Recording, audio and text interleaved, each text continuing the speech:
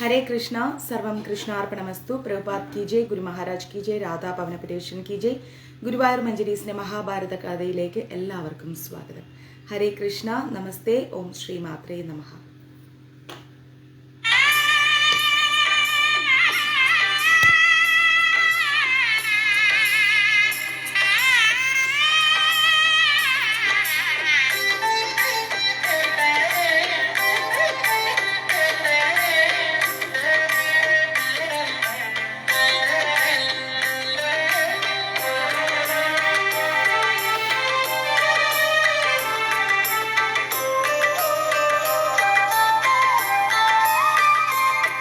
കൃഷ്ണ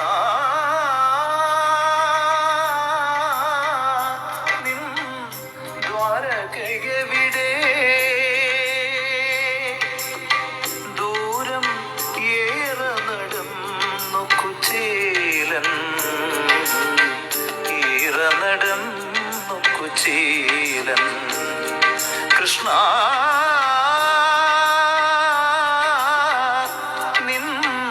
ദ്വാരകയെവിടെ?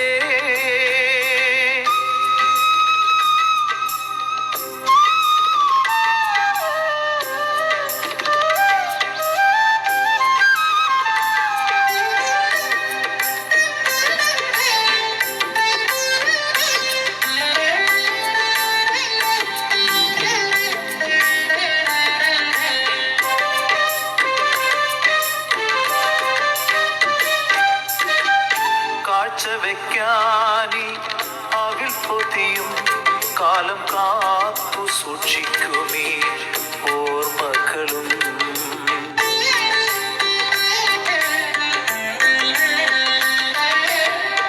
കാഴ്ച വെക്കാനി അവിൽ പൊതിയും കാലം കാത്തു സൂക്ഷിക്കുമേ ഓർമ്മകളും.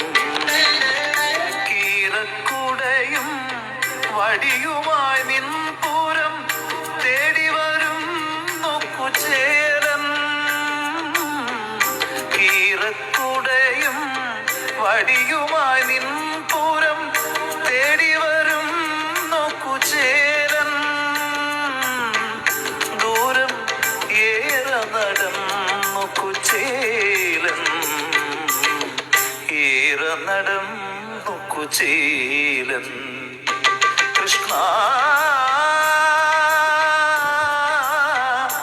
നിൻ ദ്വാരകയെവിടെ?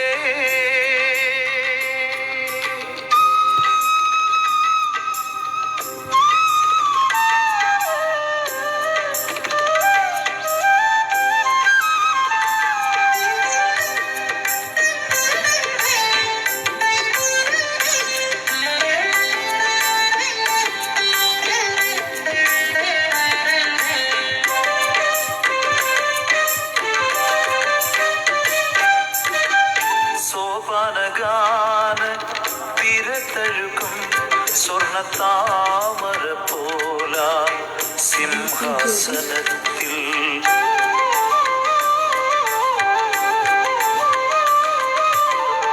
സോപാനഗാന തിരതഴുകും സ്വർണത്താമര പോല സിംഹാസനത്തിൽ ചാരകിടത്ത് ശ്രീദേവിയുമായി വാഴും ശ്യാമളവർണ്ണനെ തേടി.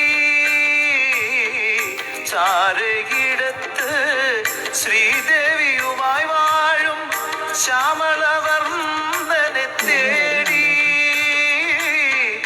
ദൂരം ഏറെ നടന്നൊക്കുചേലൻ, ഏറെ നടന്നൊക്കുചേലൻ. കൃഷ്ണ നിൻ ദ്വാരകയെവിടെ?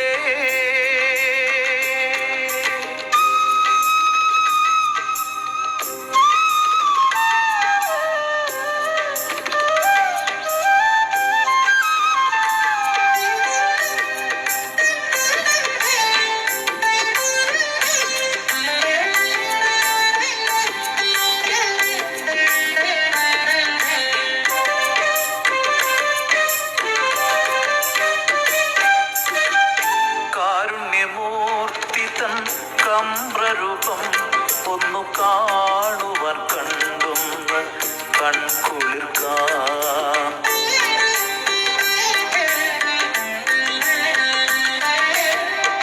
കാരുണ്യമൂർത്തിതൻ കമ്രരൂപം ഒന്നു കാണുവാൻ കണ്ടുന്ന കൺകുളിർക്കാൻ. ജീവിതം കൊയ്തേറ്റിയ ദുഃഖത്തിൻ പാഴവൽ കാണിക്ക വയ്ക്കാൻ.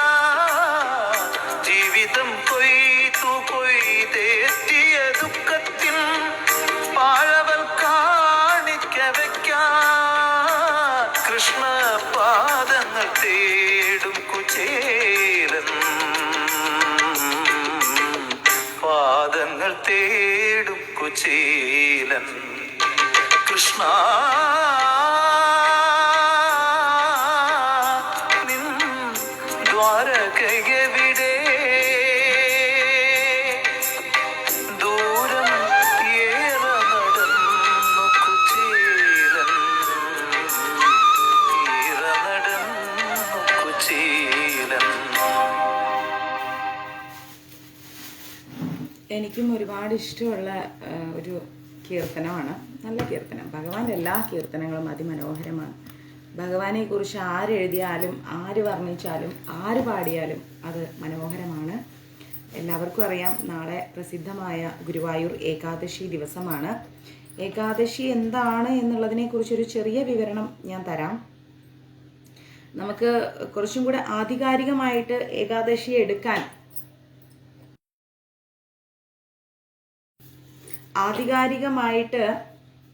നോക്കാം. നമുക്ക് ഏകാദശിയെക്കുറിച്ചൊരു വിവരണം തന്നത് ഇസ്കോൺ ആണ്, ശ്രീല പ്രഭുപാജിയാണ്.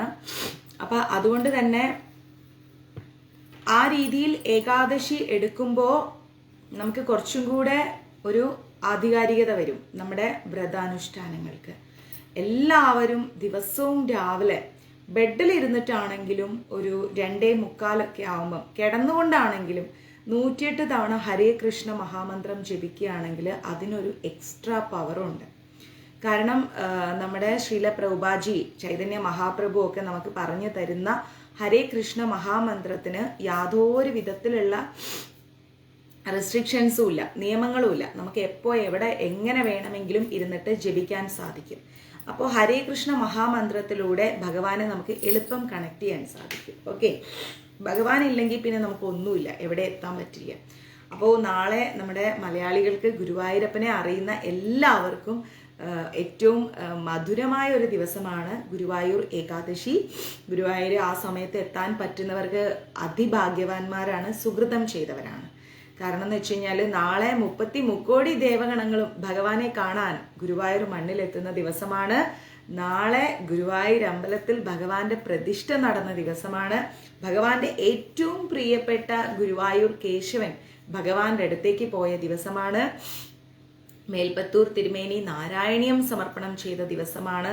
അങ്ങനെ നിരവധി പ്രത്യേകതകളുള്ള ഒരു ദിവസമാണ് ഗുരുവായൂർ ഏകാദശി എന്ന് പറയുന്നത്. മനസ്സിലായോ?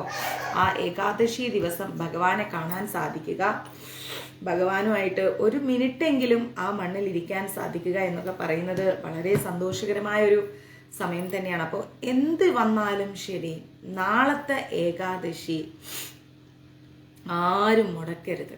നിങ്ങൾക്ക് അറ്റ്ലീസ്റ്റ് എന്താ പറയുക, ഒരു ഫ്രൂട്ട്സ് കഴിച്ചിട്ടും ഇളനീര് വെള്ളം കുടിച്ചിട്ടൊക്കെ നിങ്ങൾക്ക് ഏകാദശി എടുക്കാം. അതിലൊന്നും യാതൊരു വിധത്തിലുള്ള തെറ്റുമില്ല. കാരണം ഈ ഒരു ആരോഗ്യ പ്രശ്നങ്ങൾ എല്ലാവർക്കും ഉണ്ട്. എനിക്ക് മനസ്സിലാവും നിങ്ങളുടെ ആരോഗ്യ പ്രശ്നം. ഇപ്പം ഞാനും ഒരുപാട് യാത്ര ചെയ്യുന്ന ആളാണ്. അപ്പോൾ യാത്രകൾക്ക് ഇപ്പം നിങ്ങൾക്കറിയാലോ, ഞാൻ ചെന്നൈയിലായതുകൊണ്ട് എനിക്ക് എന്ത് കുഞ്ഞു ആവശ്യങ്ങൾക്കും കേരളത്തിൽ വരേണ്ട വരും. അതുപോലെ ഇപ്പം മൂകാംബികയിലാണെങ്കിൽ കർണാടക സ്റ്റേറ്റിൽ പോകണം, എനിക്ക് ചെന്നൈയിൽ നിന്ന് ഡയറക്റ്റ് ട്രാൻസ്പോർട്ടേഷൻ ഇല്ല കർണാടകയിലേക്ക്. പിന്നെ അതുപോലെ തന്നെ എനിക്ക് ആന്ധ്രയിൽ തിരുപ്പതി അവിടെ ആയതുകൊണ്ട് അങ്ങോട്ട് പോകണം. അപ്പം ഇങ്ങനെ എപ്പോഴും ഒരു യാത്രയുടെ ഇടയിൽ നിൽക്കുന്ന ഒരു അവസ്ഥയുള്ളത് കൊണ്ട് തന്നെ നമുക്ക് ആരോഗ്യ പ്രശ്നങ്ങളെ കുറിച്ച് എനിക്ക് നന്നായിട്ട് അറിയാം.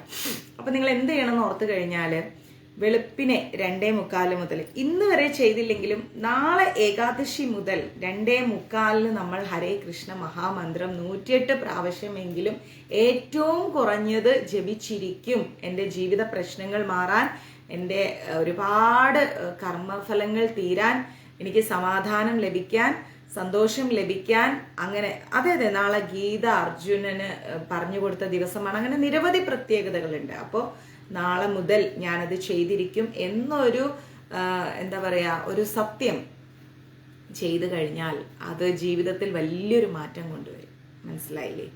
എത്ര ഏകാദശി എടുക്കാൻ പറ്റാത്ത ഒരാളാണെങ്കിലും അറ്റ്ലീസ്റ്റ് നാളെ രാവിലെ മുതൽ വൈകുന്നേരം വരെയെങ്കിലും ഏകാദശി വ്രതം ഒന്ന് അനുഷ്ഠിക്കുക. ഇസ്കോൺ നിയമപ്രകാരം നമുക്ക് നാളെ രാവിലെ തുടങ്ങിയാൽ മറ്റന്നാൾ രാവിലെയാണ്. ഒരു ദിവസം ഫ്രൂട്ട്സ് മാത്രം കഴിക്കാൻ. നമുക്ക് നല്ലതല്ലേ ഫ്രൂട്ട്സ്, പിന്നെ അതുപോലെ ഇളനീര്, വാഴപ്പഴം, അതൊക്കെ കഴിക്കുകയാണെങ്കിൽ എത്ര നല്ലതാണ്. ഒരു ദിവസം അരിയാഹാരമൊക്കെ ഒന്ന് ഉപേക്ഷിക്കുന്നേ വളരെ നല്ലതായിരിക്കും. എന്നും ചോറ് തിന്നണമെന്ന് ഇപ്പം നിർബന്ധം. എനിക്ക് 2-3 നേരം ചോറ് കിട്ടണമെന്ന് നിർബന്ധമുള്ള ആളാണ്. എന്നിരുന്നാലും എടുക്കുക. ഓക്കെ, അപ്പം ഹരേ കൃഷ്ണ മഹാമന്ത്രം ജപിക്കുക. 16 മാലയൊന്നും ചിലപ്പോൾ എല്ലാവർക്കും പറ്റിയെന്ന് വരില്ല. എങ്കിലും ഒരു മാലയെങ്കിലും 108 പ്രാവശ്യം ശ്രീല പ്രഭുപാജി എന്നെ ഓടിച്ചു വിടും. കാരണം 16 ഞാൻ പറഞ്ഞു വെച്ചത് നീ ആരാണ് ഒന്നിലേക്ക് മാറ്റാൻ എന്ന് ചോദിക്കും. ഒന്നിലേക്ക് മാറണം എന്നല്ല ഞാൻ പറഞ്ഞത്. ഒട്ടും ജപിക്കാത്തവർ ആ തിരുനാമം ഒന്ന് ജപിക്കുക. അപ്പം അത്രയും ആ ചെറിയൊരു പനി അത് ഈ യാത്രയുടെയൊക്കെ മാതാജി. യാത്ര കഴിഞ്ഞ് വന്ന ഉടനെ തന്നെ AC സ്റ്റുഡിയോയിൽ പോയി ഡബ്ബിങ്ങൊക്കെ ആയപ്പോൾ ഒരു വല്ലാത്ത അസ്വസ്ഥത. ഇവിടെയൊക്കെ ഒരു ഭയങ്കര വേദനയും അതും ഇതൊക്കെ ആയിട്ട്. അപ്പോൾ പിന്നെ ചെറുത് ഞാൻ ഡോളോ കഴിച്ചു.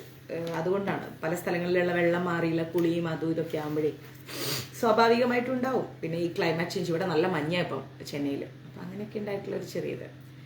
അപ്പോൾ സൂപ്പർ. അപ്പം നാളെ ആരൊക്കെ ഏകാദശി എടുക്കും ഞാൻ നോക്കട്ടെ. എത്ര പേര് ഏകാദശി എടുക്കും? ആരൊക്കെ എടുക്കും? ജയ് ശ്രീ രാധേ രാധേ.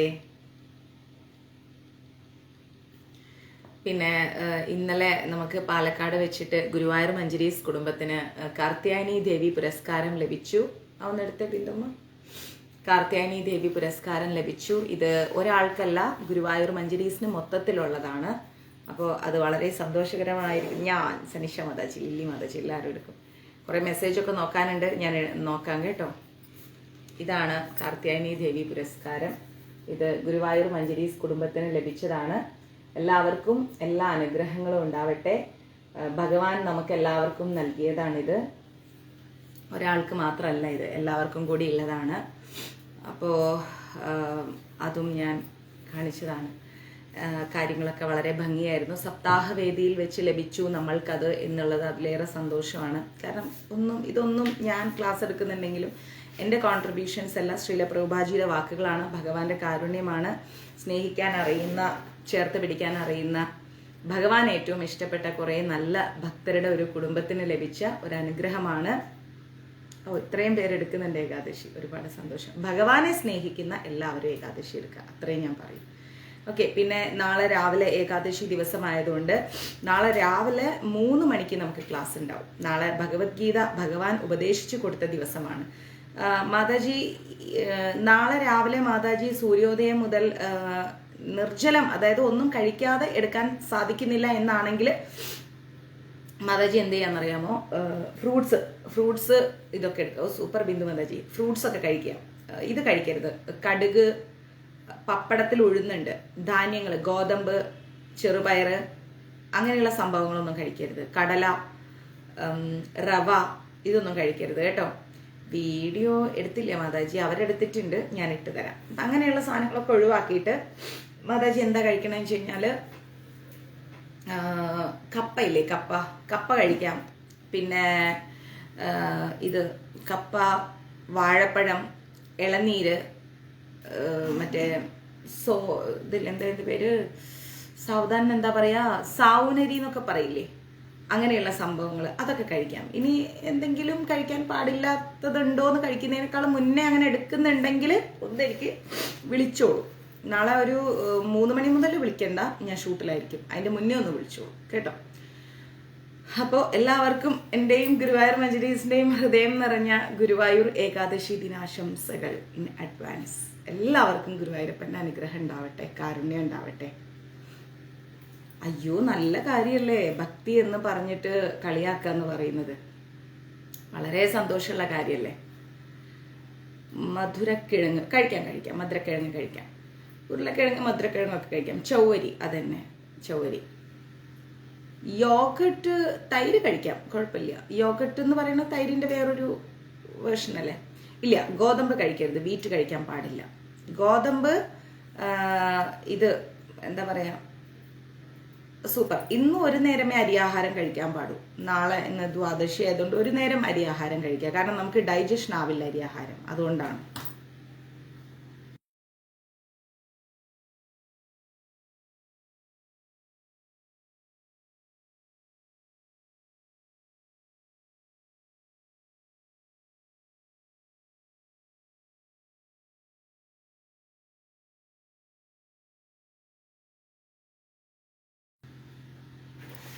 അപ്പം അങ്ങനെയാണ് എടുക്കേണ്ടത്. ഓക്കെ, അപ്പം നമുക്ക് ക്ലാസ് എടുക്കാം.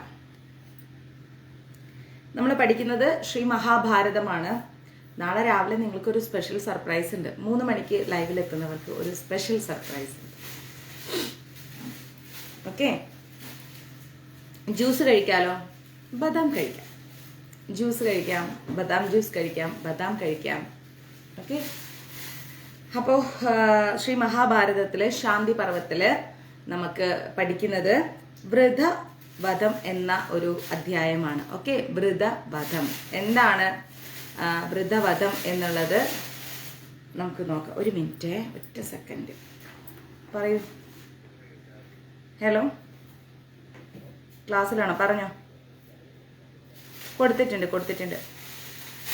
ആ, ഓ ആയിക്കോട്ടെ, ഞാൻ ചോദിക്കാം. ആധാർ അയച്ചിട്ടുണ്ട്. ശരി, ഞാൻ ക്ലാസ്സിലാണ്, ക്ലാസ് കഴിഞ്ഞിട്ട് വിളിക്കാം. ആ, സഞ്ജൂട്ടൻ്റെ പപ്പ ശബരിമലയ്ക്ക് പോവുക അവർ. അപ്പം അതിൻ്റെ കാര്യം സംസാരിക്കാം. ഇവിടെ വരൂ.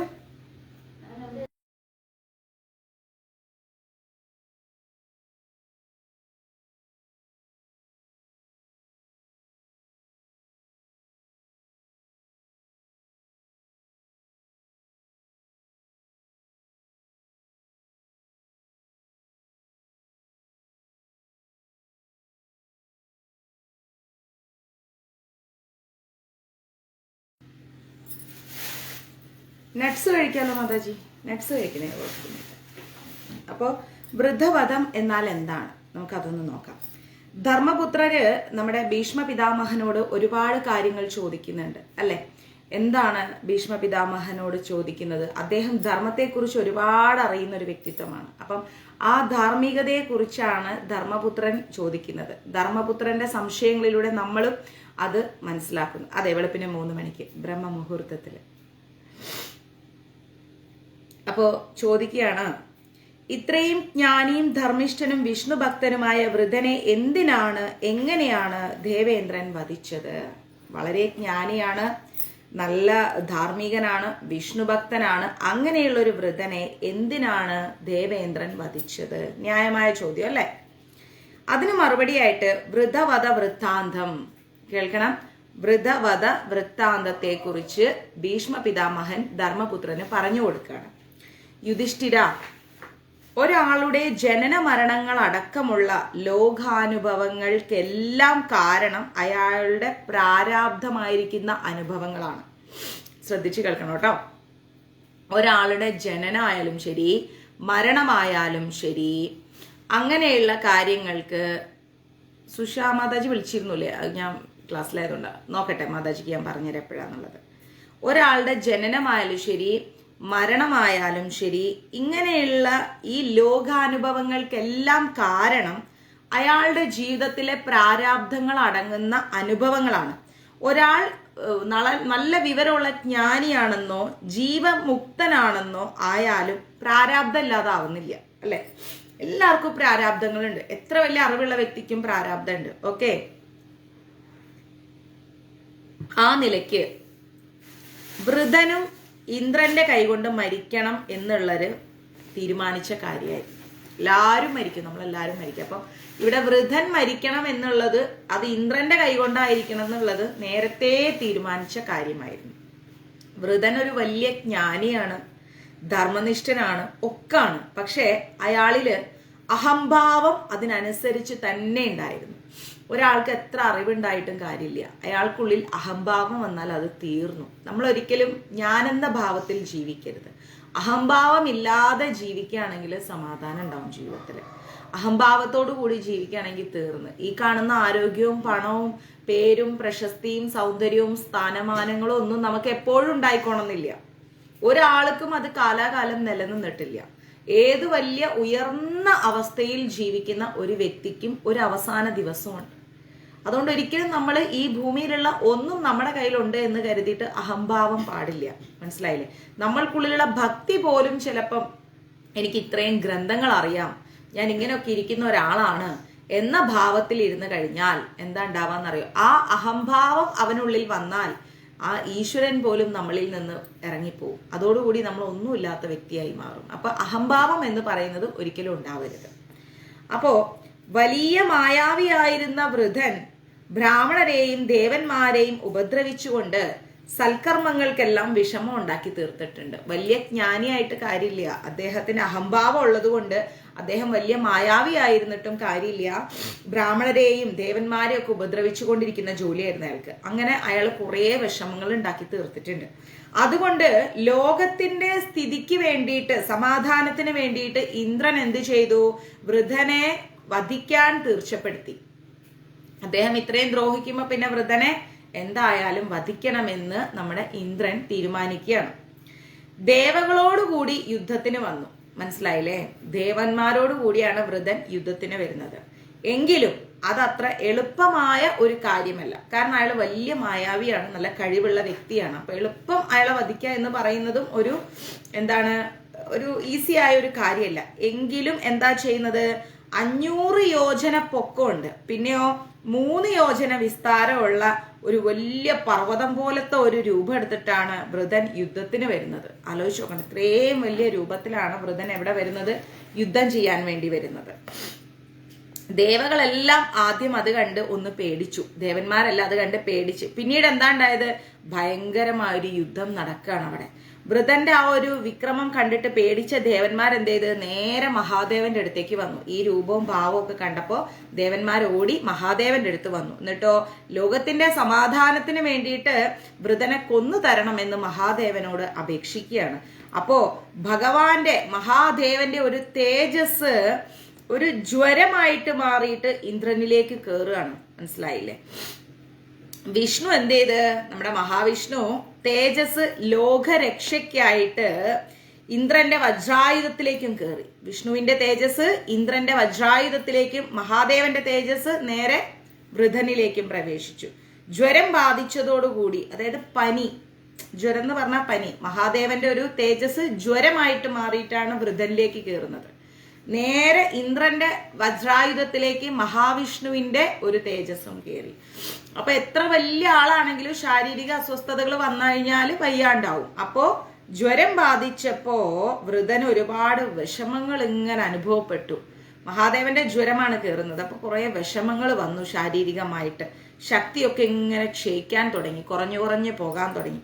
ശിവൻ അടുത്ത് വന്നിട്ട് ഇന്ദ്രനോട് പറഞ്ഞു, മഹാദേവൻ വന്നിട്ട് പറഞ്ഞു, ഈ വൃദ്ധൻ എന്ന് പറയുന്നത് മഹാനായ ഒരു വ്യക്തിയാണ്, വലിയ ജ്ഞാനിയാണ്, തപസ് ചെയ്യുന്ന ഒരാളാണ്, ബലശാലിയാണ്. അവനെ കൊല്ലുക എന്ന് പറയുന്നത് എളുപ്പമല്ല. അവനെ നീ ഒരിക്കലും നിന്ദിക്കാൻ പാടില്ല. മഹാദേവൻ പറയാണ്, ഇത്രയും ക്വാളിറ്റി ഉള്ള ഒരാളാണ് ഈ വൃദ്ധൻ എന്ന് പറയുന്നത് ഇന്ദ്ര. അതുകൊണ്ട് നീ അവനെ കൊല്ലുക എന്ന് പറയുന്നത് ഒരു നിസ്സാര കാര്യമില്ല. നീ അവനെ എളുപ്പം എന്ത് ചെയ്യരുത്? നിന്ദിക്കും ചെയ്യരുത്. നിന്റെ യോഗ ബലം കൊണ്ട് വേണം നീ അവനെ വധിക്കാൻ. അപ്പൊ നമ്മൾ ഒരിക്കലും നമ്മുടെ ശാരീരിക ബലം കൊണ്ടോ സാമ്പത്തിക ബലം കൊണ്ടോ അല്ല ഒരാളെ നേരിടേണ്ടത്. മഹാഭാരതത്തിലെ ഓരോ വാക്കിൽ നിന്നും നമ്മൾ ഓരോന്നും നമ്മുടെ ജീവിതവുമായി കണക്ട് ചെയ്ത് പഠിക്കണം. നമ്മൾ ഒരിക്കലും നമ്മുടെ സാമ്പത്തിക ഭദ്രത കൊണ്ടോ നമ്മുടേതായിരിക്കുന്ന മറ്റ് ഭദ്രത കൊണ്ടോ നമ്മൾ ഒരാളെ നേരിടരുത്. നമ്മുടെ യോഗശക്തി, യോഗബലം, അതിനാണ് പറയുന്നത് ജപിക്കാൻ. മനസ്സിലായില്ലേ? ജപിക്കും തോറും നമുക്ക് എന്താ ഉണ്ടാവുന്നത്? യോഗബലം സിദ്ധിക്കുന്ന പറയുന്നത്. ക്ലിയർ? അപ്പോ നമ്മൾ എപ്പോഴും മനസ്സിലാക്കുക, നമ്മൾ എത്ര ജപിക്കുന്നോ അത്രത്തോളം യോഗസിദ്ധി നമുക്ക് വരും.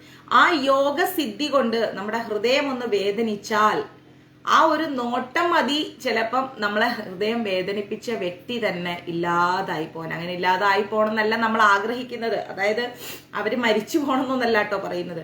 അവർക്ക് നമ്മളോടുള്ള ആ ഒരു ശത്രുതാ മനോഭാവം മാറാൻ. മനസ്സിലാവുന്നുണ്ടോ? നമുക്ക് നമ്മളെ ഉപദ്രവിക്കുന്നവരും വിഷമിപ്പിക്കുന്നവരൊന്നും നശിച്ചു പോകണമെന്നല്ല നമ്മൾ ആഗ്രഹിക്കേണ്ടത്.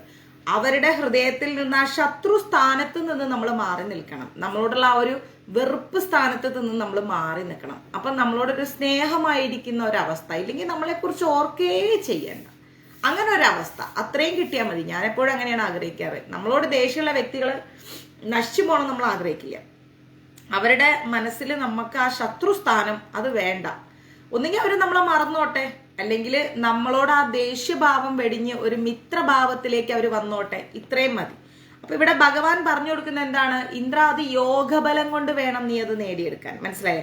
അതിനുള്ള ഒരു തേജസ് അത് ഞാൻ നിനക്ക് എന്ത് ചെയ്തുതരാം, നിന്നിലേക്ക് ഞാൻ സമർപ്പിച്ചു തരാമെന്ന് പറയുന്നുണ്ട്. അങ്ങനെയാണ് മഹാവിഷ്ണു ഈ പറയുന്ന വൃധനെ വധിക്കാൻ വേണ്ടിയിട്ട് ഇന്ദ്രനിലേക്ക് ആ ഒരു യോഗബലം കൊടുക്കുന്നത്. ക്ലിയർ? ഇങ്ങനെ മഹാദേവന്റെ അനുഗ്രഹം കൊണ്ടും ജ്വരബാധിതനായിരിക്കുന്ന, അതായത് പനി വന്നിരിക്കുന്ന ശക്തനായ വൃധനെ സാധാരണ നിലയിൽ കൊല്ലാൻ ആർക്ക് സാധിക്കുന്നില്ല? ഇന്ദ്രന് സാധിക്കുന്നില്ല.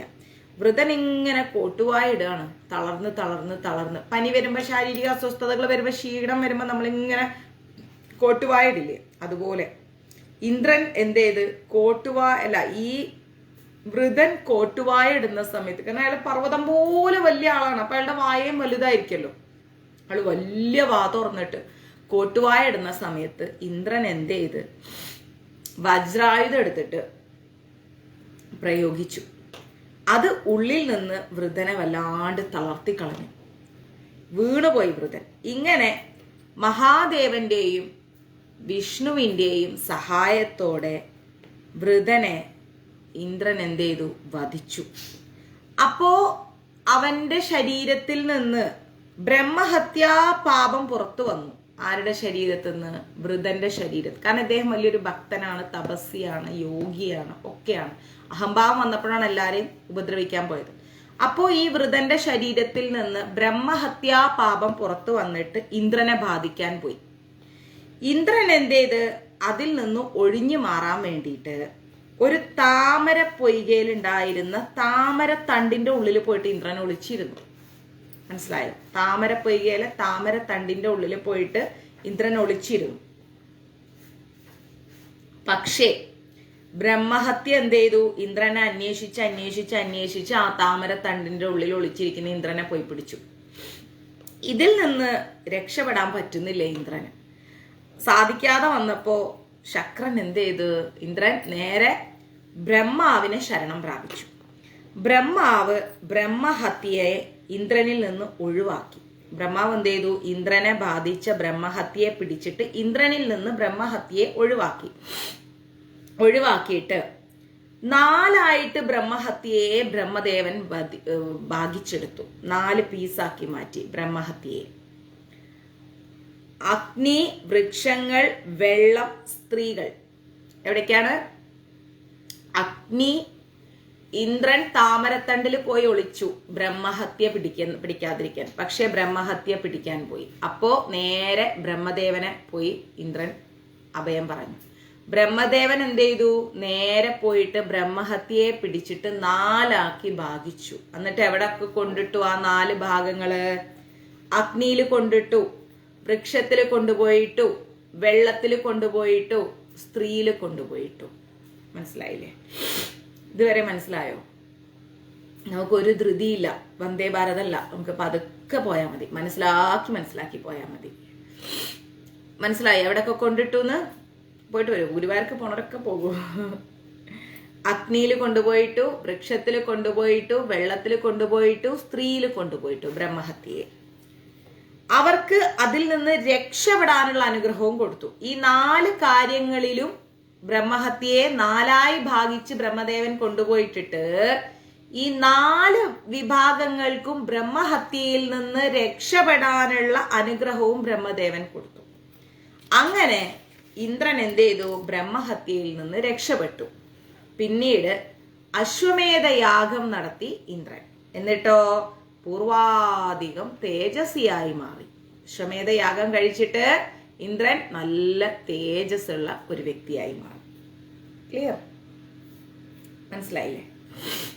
ഇതാണ് വൃതവധം. വൃതവധം കഥ ഇനി ആരും മറക്കരുത്. വൃതവധം കഥ മനസ്സിലായില്ലേ? വൃതൻ എന്ന് പറയുന്ന തേജസ്സിക്കുള്ളിൽ അഹങ്കാരം വന്നപ്പോൾ ഇന്ദ്രൻ കൊന്നു. എന്തിനു കൊന്നു? അഹംഭാവത്തില്. അതിനാര് സഹായിച്ചു? മഹാദേവനും മഹാവിഷ്ണു. മഹാദേവന്റെ തേജസ് വൃതനിൽ ഒരു പനിയായി, ജ്വരമായി മാറി. വൃതൻ ക്ഷീണിച്ചപ്പോൾ മഹാവിഷ്ണു ഇന്ദ്രന്റെ വജ്രായുധത്തിലേക്ക് കൊടുത്ത തേജസ് കാരണം നേരെ ഇന്ദ്രൻ പോയി കൊന്നു. ക്ലിയർ? ബ്രഹ്മഹത്യ പിടികൂടാതിരിക്കാൻ ബ്രഹ്മദേവൻ അഭയം പ്രാപിച്ചു. ബ്രഹ്മദേവൻ നേരെ എന്ത് ചെയ്തു? ബ്രഹ്മഹത്യയെ പിടിച്ച് 4 ഭാഗിച്ചു. അഗ്നി, വൃക്ഷം, വെള്ളം, സ്ത്രീകൾ. എന്നിട്ട് ബ്രഹ്മദേവൻ അവർക്ക് അതിൽ നിന്ന് രക്ഷപ്പെടാനുള്ള അനുഗ്രഹം കൊടുത്തു. അപ്പോ ഇന്ദ്രൻ ബ്രഹ്മഹത്യയിൽ നിന്ന് രക്ഷപ്പെട്ടു. എന്നിട്ട് ഇന്ദ്രൻ എന്ത് ചെയ്തു? അശ്വമേധയാഗം ചെയ്തിട്ട് നല്ല തേജസ്വിയായി മാറി. ഇതാണ് വൃതവധം, മഹാഭാരതത്തിലെ വൃതവധം. ക്ലിയർ? ഇനി ജ്വരോൽപത്തി. എന്താണ് ജ്വരോൽപത്തി? പിന്നീട് നമ്മുടെ ഭീഷ്മ പിതാമഹനോട് യുധിഷ്ഠിരൻ ചോദിക്കുകയാണ്, ജ്വരത്തിന്റെ ഉൽപ്പത്തിയെ പറ്റിയാണ്. വൃതനെ വല്ലാണ്ട് തളർത്തിക്കളഞ്ഞ, പരവശനാക്കിയ ജ്വരം എവിടെ നിന്നാണ് ഉണ്ടായത്? എങ്ങനെയാ ഉണ്ടായത്? ഇതൊക്കെ നമുക്ക് അറിയണം അല്ലേ? വൃതനെ തളർത്തിയ ആ ജ്വരം എവിടെ നിന്നുണ്ടായി, എങ്ങനെയുണ്ടായി? അതൊന്ന് വിസ്തരിച്ച് പറഞ്ഞു താന്ന് പറഞ്ഞു. പണ്ട് മഹാമേരു അറിയില്ലേ? മഹാമേരുന്റെ സാവിത്രം എന്ന് പറയുന്ന പ്രസിദ്ധമായിരിക്കുന്ന, പണ്ട് മഹാമേരുവിന്റെ സാവിത്രം എന്ന് പറയുന്ന പ്രസിദ്ധമായിരിക്കുന്ന ഒരു കൊടുമുടിയില് ഉമാമഹേശ്വരന്മാര് സർവാധൃതരായി സർവലോക നിയന്താക്കളായിട്ട് ഇങ്ങനെ ഇരിക്കുകയാണ്.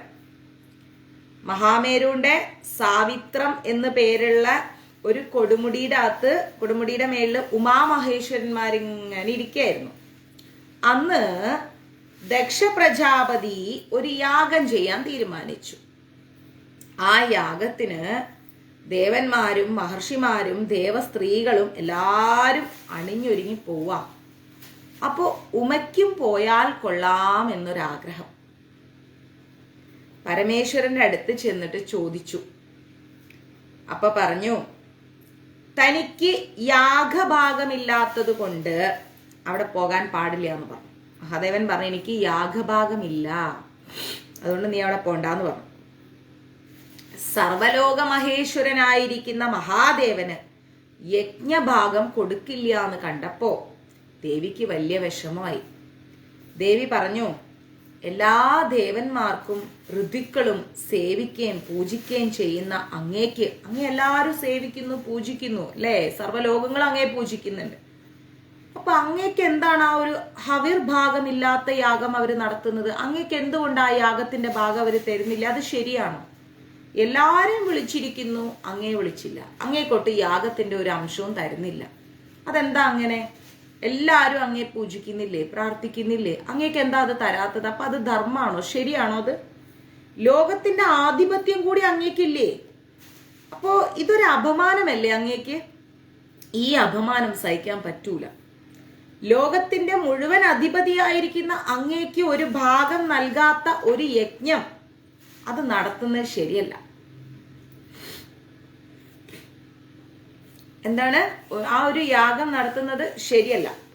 ദേവിയുടെ ആ ഒരു വിഷമം മഹാദേവന് നന്നായി മനസ്സിലായി. ഉടനെ ഉടനെ മഹാദേവൻ എന്ത് ചെയ്തു? നന്ദീശ്വരനെ വിളിച്ചു. ജൂണാന്ന് തോന്നുന്നുണ്ട്, ജൂലൈയിലും കുറെയൊക്കെ ചാർത്തിയിട്ടുണ്ട്. ഡേറ്റ് വരും, മാതാജി ഗ്രൂപ്പിൽ വരും. ഉടനെ മഹാദേവൻ എന്ത് ചെയ്തു? നന്ദികേശ്വരനെ വിളിച്ചിട്ട് പറഞ്ഞു, ഘോരന്മാരായിരിക്കുന്ന അനുജന്മാരോട് കൂടി പോയിട്ട്, അനുചരന്മാരിട്ടോ സഹായികള്, അവരെ കൂടെ പോയിട്ട് നന്ദി ആ യാഗം അങ്ങോട്ട് മുടക്കുന്ന് പറഞ്ഞു. അവിടെ ഉണ്ടായിരുന്ന ദേവന്മാരെയും മഹർഷിമാരെയും ബ്രാഹ്മണന്മാരെയും ഒക്കെ ഓടിക്കാൻ പറഞ്ഞു. യജ്ഞം എന്ത് ചെയ്ത് ഉടനെ ഒരു മാനിന്റെ രൂപം എടുത്ത് ആകാശത്തേക്ക് പൊങ്ങിപ്പോയി. ആ യജ്ഞം റാഗി കഴിക്കാൻ പാടില്ല. അങ്ങനെ നന്ദിയും അനുചരന്മാരും കൂടെ പോയിട്ട് യാഗമൊക്കെ മുടക്കിയപ്പം യാഗം ഒരു മാനായി മാറി. മാനായി മാറിയിട്ട് ആകാശത്തേക്ക് യജ്ഞത്തിന്റെ രൂപമെടുത്ത് ആകാശത്തേക്ക് പൊങ്ങിക്കളഞ്ഞു. ദേഷ്യം വന്ന മഹാദേവൻ എന്ത് ചെയ്തു? ഒരു വില്ലെടുത്തിട്ട് ഈ യജ്ഞം മാനായിട്ട് പൊങ്ങി പോവാണ് ആകാശത്തേക്ക്. ഈ മാനിന്റെ പിന്നാലെ മഹാദേവൻ ഓടി. അപ്പോ നല്ല തേജസ്സുള്ള മഹാദേവന്റെ നെറ്റിയിൽ നിന്ന് കുറെ വിയർപ്പ് തുള്ളികൾ താഴേക്ക് വീണു. ഭയങ്കര തേജസ്സല്ലേ, ഓട്സ് കഴിക്കാൻ പാടില്ല. നല്ല തേജസ്സുള്ള മഹാദേവന്റെ നെറ്റിയിൽ നിന്ന് ഈ മാനിന്റെ പിന്നാലെ മഹാദേവൻ ഓടുമ്പോ എന്തായി? വിയർപ്പ് തുള്ളികൾ ഇങ്ങനെ വീഴാൻ തുടങ്ങി. സ്വേദബിന്ദുക്കൾ, അതായത് വിയർപ്പ് തുള്ളികൾ നിലത്ത് വീണ സമയത്ത് അതിൽ നിന്ന് കാലാനലോഭമാനായിരിക്കുന്ന അസിപുരുഷ രൂപം കൈക്കൊണ്ട് പൊങ്ങി വന്നു. ഒരു പുരുഷന്റെ രൂപം അതിൽ നിന്ന് പൊങ്ങി വന്നു. ആ ഉഗ്ര പുരുഷൻ എന്താ ചെയ്യുന്നത്? ഭയങ്കര ശക്തിയുള്ള ഒരു പുരുഷൻ വന്നു. ആ വിയർപ്പിൽ നിന്ന്, മഹാദേവന്റെ നെറ്റിത്തടത്തിൽ നിന്ന് വീണ വിയർപ്പിൽ നിന്ന് ഒരു ഉഗ്രമായ പുരുഷ രൂപം വന്നു. ആ പുരുഷ രൂപൻ എന്ത് ചെയ്തു? ലോകം മുഴുവൻ നശിപ്പിക്കാൻ തുടങ്ങി. ഓടി വന്നിട്ട് ബ്രഹ്മദേവൻ മഹാദേവനെ സമാധാനിപ്പിച്ചുകൊണ്ട് പറഞ്ഞു, ഭവതോബി സുരാ സർവേ ഭാഗം ദാസ്യന്തി വൈ പ്രഭോ ക്രിയതാം പ്രതിസംഹാര സർവദേവേശ്വരാ ത്വയാ ഇമാ ഹി ദേവതാ സർവാ ഋഷയജ്ഞാ പരം തവ ക്രോധാ മഹാദേവാന ശാന്തി മുഫലേഭിരേ എന്ന് പറഞ്ഞു. അതായത് ഭവത്തോബി സുരാ സർവേ ഭാഗം ദാസന്തി വൈ പ്രഭോ, സർവദേവേശ്വരനായിരിക്കുന്ന പ്രഭോ, സർവലോകങ്ങൾക്ക് ഫ്രൂട്ട്സ് കഴിക്കാം, സർവലോകങ്ങൾക്കും അധിപതിയായിരിക്കുന്ന ഭഗവാനെ, ഈ ദേവന്മാരെല്ലാവരും ഭാവിയില് അങ്ങേക്ക് യജ്ഞഭാഗം നൽകും. ദേഷ്യത്തെ ഒന്ന് കുറയ്ക്കൂ. അങ്ങയുടെ ദേഷ്യം കൊണ്ട് എല്ലാ ദേവന്മാരും മഹർഷിമാരൊക്കെ വിഷമിച്ചിരിക്കുകയാണ്. അങ്ങയുടെ ദേഷ്യത്തിൽ നിന്നുണ്ടായ ഒരു പുരുഷനുണ്ട്. ജ്വരം എന്ന പേരിലാണ് ആ പുരുഷൻ ഈ ലോകത്തിൽ മുഴുവൻ സഞ്ചരിച്ചു കൊണ്ടിരിക്കുന്നത്.